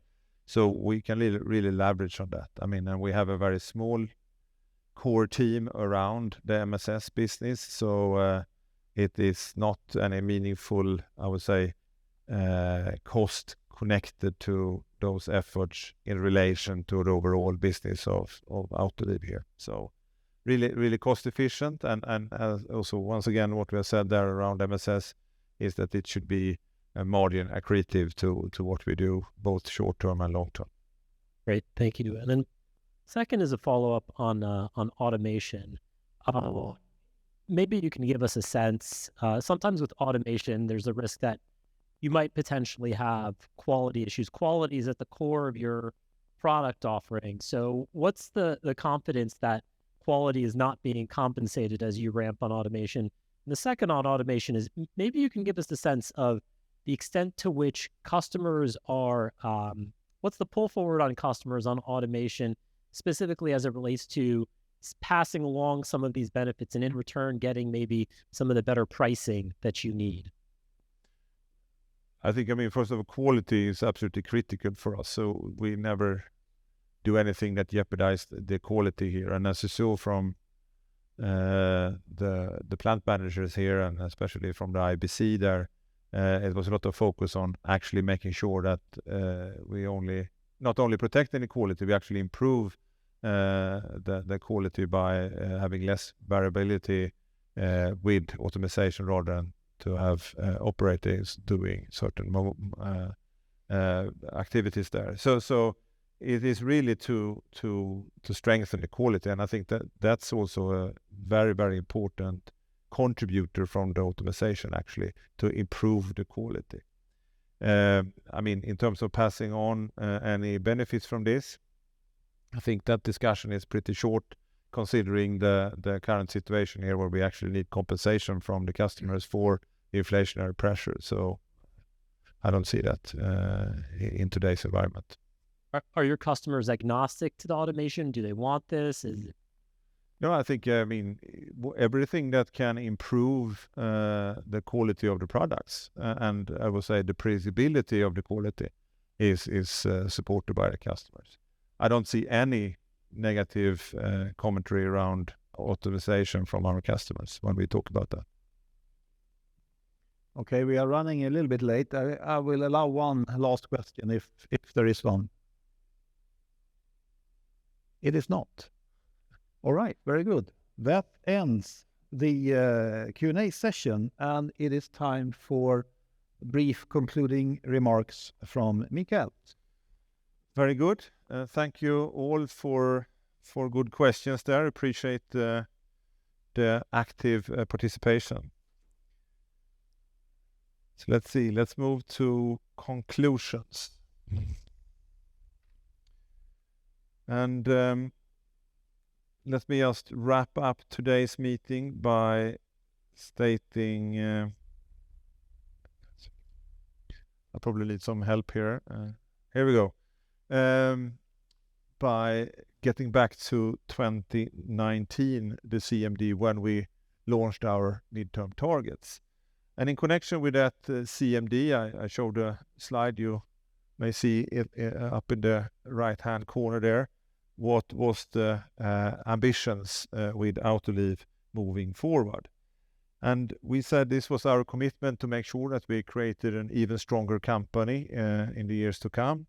And I think we are on a good way to achieving this. When it comes to saving more lives, we clearly have moved that forward. And you have seen also in connection with our yearly summary here that we have moved up from the 30,000 lives that we saved in 2018 to 35,000 lives, and we are on this journey towards the 100,000 lives saved per year through our product innovation. We have taken the first steps into new markets, and we have talked briefly about the MSS business here. But also in the light vehicle segment, we see a lot of interesting opportunity to address new features in the vehicles here. You have also seen us announcing several cooperation agreements with some of the OEMs. for future interior safety products. So I think that's a good sign that we are regarded as a preferred supplier when it comes to new technology and to drive safety forward. We also on a good way when it comes to automizing our operations, and you saw from Magnus here that we are taking significant steps in all the different product areas, covering many different operational processes when it comes to implement new technology to support our productivity journey. I think also we can say that we have strengthened our overall position in the market by continued outperformance, and not least this year you see a significant step up here, and even then excluding price adjustments here in the short term, the LVP plus 4% is expected to be overachieved. We covered many new products, not least for EVs and vulnerable road users, as well as talking about more autonomous vehicles here to have the right products for the future demands from our customers. And we have further integrated sustainability into our business. I think the strength with Autoliv is of course also that our business is sustainability, meaning saving more lives is really in the heart, I would say, of sustainability. And we have also here signed up to the science-based targets and have ambitious targets for both 2030 and 2040. And we have raised our level of profitability. Even though we have faced these headwinds over the last couple of years, I think we can show here today and also in the past here that our relative position here and the foundation laid to achieve our midterm targets is there. And of course, this all together should lead to that we are viewed as the preferred supplier moving forward. But that is always in the center of our attention. And as I said, we are not more successful than our last award. So this is nothing we take lightly on, and we continue to maintain in focus. So today we have also then reconfirmed our midterm target, as you see on the screen here. And I think we have throughout the day here laid out the different drivers to get here. I think when it comes to the growth, we see content and LVP serving as a great foundation for our growth. And we also on top of that have then market share increases towards the around 45 percentage points. We have adjusted operating target of around 12%, and for that we have the different building blocks in place. And the foundation, of course, is what we see here in terms of stabilizing the call-offs and an LVP growing into the around 85 million vehicles. But more importantly, what we can control, we are controlling and delivering on that as a part of this journey. Cash conversion, critical for our future shareholder return. And here we are having a lot of focus also on the balance sheet and the capital efficiency as Fredrik has laid out during the day today. And of course, continue to make sure that we have a healthy balance sheet in order to cope with challenging times as we just went through, and that has definitely been a strength for us over these last couple of years. So I hope you had got a good overview on where we stand and what we are doing here in our journey to secure the midterm targets. And we have a truly committed team and focused team to make sure that we come through in this in our ambitions here. So thank you very much. I will hand over to Anders here now to give you some details around the tech show here for the rest of the day. So appreciate you all joining, and Appreciate to see you here in the room, and thank you all joining on over the webcast here. So thank you very much. Appreciate it. So thank you, Mikael. So for all of you here at ATC, we have a great product display outside here that you will see, and we also have a deeper dive into the research focus and the circle of life, followed by a very nice barbecue dinner. For the webcast audience, there will be a pre-recorded version of the product display, not the barbecue dinner, and that will be broadcast momentarily. So with that, today's live webcast ends. Thank you for your participation.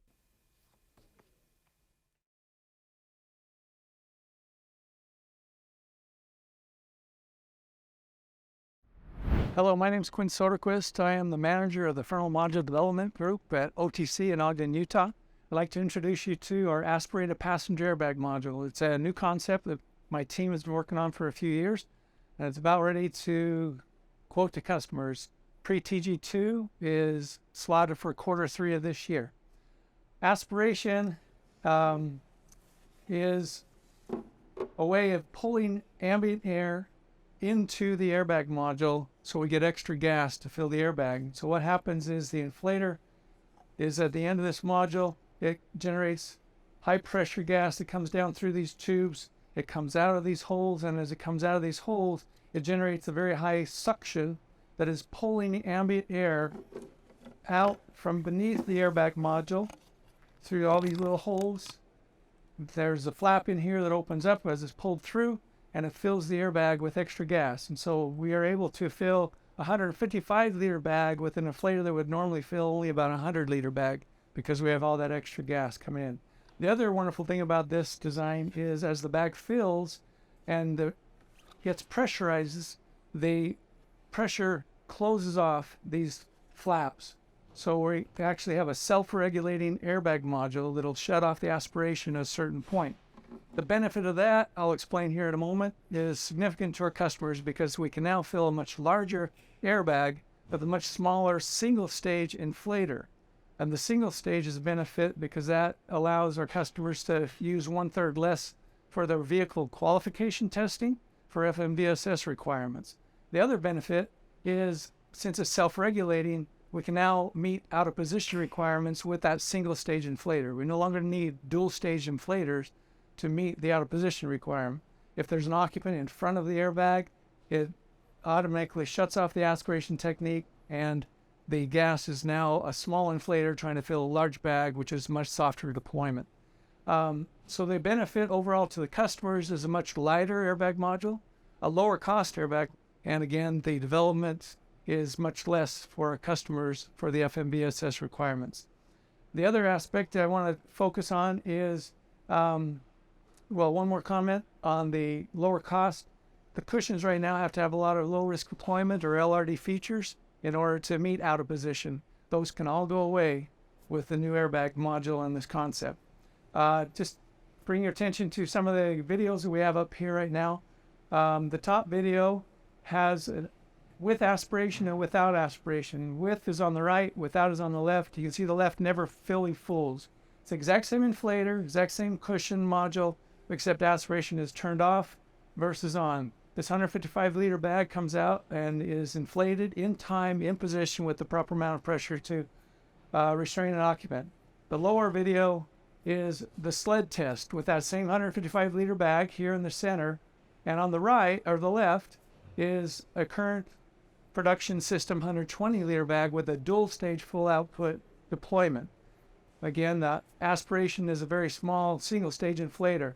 As it comes out, you'll see it restrains both occupants the exact same. We're able to tune it and match existing systems with the single-stage inflator.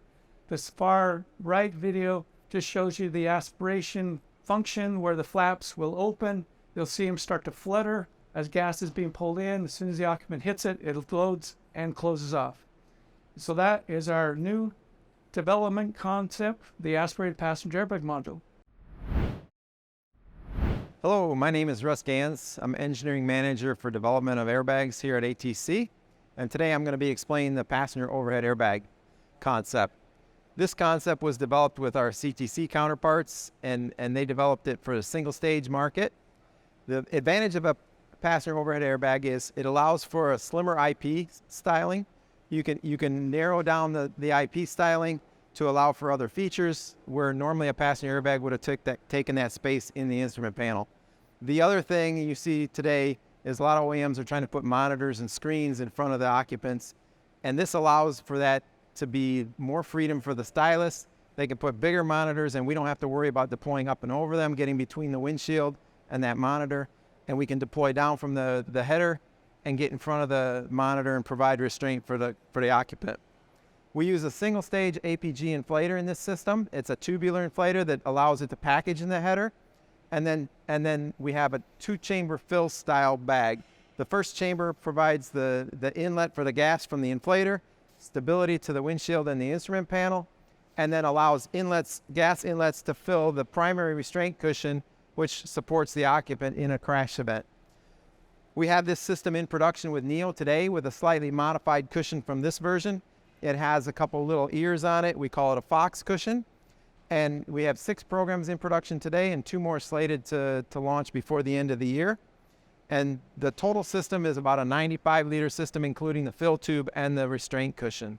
So that's our overhead airbag concept that we have today in production, and it provides benefits for our customers in a belted-only market situation. Thank you. Good afternoon. My name is Damon Reynolds, and I'm responsible for the global development seatbelt restraint system team here for the Americas. And we have an array of products on the table, starting with some innovations for packaging on the left and some innovations for noise reduction on the right, followed by our flagship PPMI retractor. But as we start transitioning from a product-based development to a system restraint development projects, I want to focus around our new seat integrated restraint product that we're getting ready to offer. And there's 3 distinct advantages around this product. The first is in the packaging. It's a slim modular design in the sense where we can mount in a standard type seating configuration. We can exit from either side to accommodate both a right-hand and a left-hand drive vehicles. And we by mounting in the seat, we can also provide a full restraints system for any type of kinematics, whether it's in a standard seating configuration all the way to a full recline or a zero gravity type seat in the next generation autonomous vehicle, and also provide modularity in the system such that we can provide a standard retractor for an entry-level vehicle all the way up to a full performing PPMI retractor like our flagship product, but within the same package size and the same linear package as in manufacturing equipment that gives us a full market advantage moving forward. Hello, my name is Mike Groh, Business Development Director for Electronics and Mechatronics here in North America. I want to talk about some of the things that Autoliv has been doing and provide an update. We continue to focus on RFQ-ready opportunities so that we can generate E&M additional sales and start to manage our own business and build up our production capabilities. So we stay engaged by talking with customers, and we also see trends in the marketplace when we look at the regulatory side of things. I want to talk about 2 trends that we see in the last year. We certainly see that the many bodies, safety bodies within North America, like automatic emergency braking, which will have a huge impact for Autoliv products, specifically the pre-pretensioning, the electronic pre-pretensioning, and we also see opportunities for the electronic car sensor. And additionally, we see in North America that advanced driver assistance systems have now been rated by the marketplace, which could lead to additional regulation. So this is some of the trends we see in the market. Of course, our number 1 priority is to get customer feedback, but I work very closely with electronics and mechatronics globally to develop the products that are needed, and proud to do that and keep our development team connected to the market and these future technologies and influencing that as best that we can on behalf of Autoliv. Good afternoon. My name is Stuart Sherry. I'm the North American manager of the mechatronics team, as well as the global mechatronics director. I want to talk to you today a little bit about the different products we have going on and also how we work end-to-end in mechatronics. Okay, so thank you again to continue on to show you some of the demos. This is showing a concept of how a driver monitoring system could look like. This is a mock-up showing where potentially a camera could be placed as an integrated part of our steering wheel system solution. Autoliv is not currently providing cameras and infrared systems for doing driver monitoring, but it is something we're paying attention to in the market, knowing this could eventually disrupt the HOD system that we're doing today. So we're definitely spending time and understanding properly what this integration could look like in a steering wheel. Moving on to this steering wheel here, this is an example of something that would enable a lot of the features that you see customers asking for. Reconfigurable interiors, where you can maybe stow away the steering wheel, it can fold, it can twist, it can just get out of your way so you have more freedom of design in the interior. One of the great things about this is Autoliv has a lot of engineering capability in many pockets of the world. We currently have a facility in northern Germany, our ANG location, where they have a ton of expertise in motor design and simulation, as well as rapid prototype. So we contacted them to help us on the steering wheel side to design and develop a motor that is very optimized for this application and a very efficient, quick amount of time that works perfectly for this solution. So not only are we bringing the best product, we're also bringing the best engineering efficiency.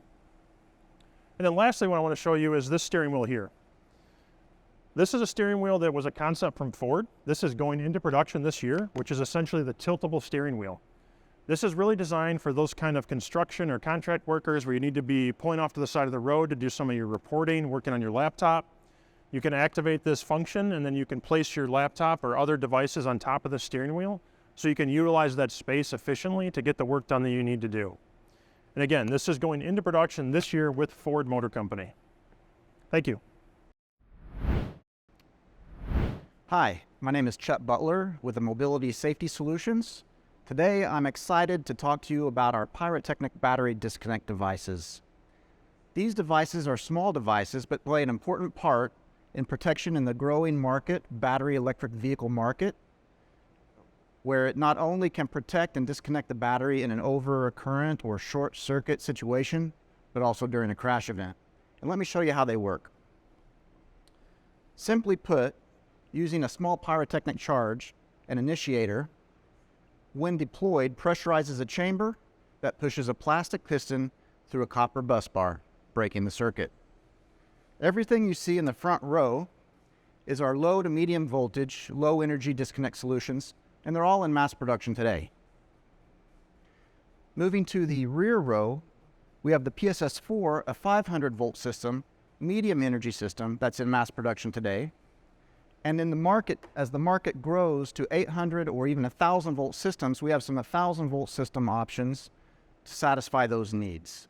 Those are in development and we expect to see them in 2025. Thank you.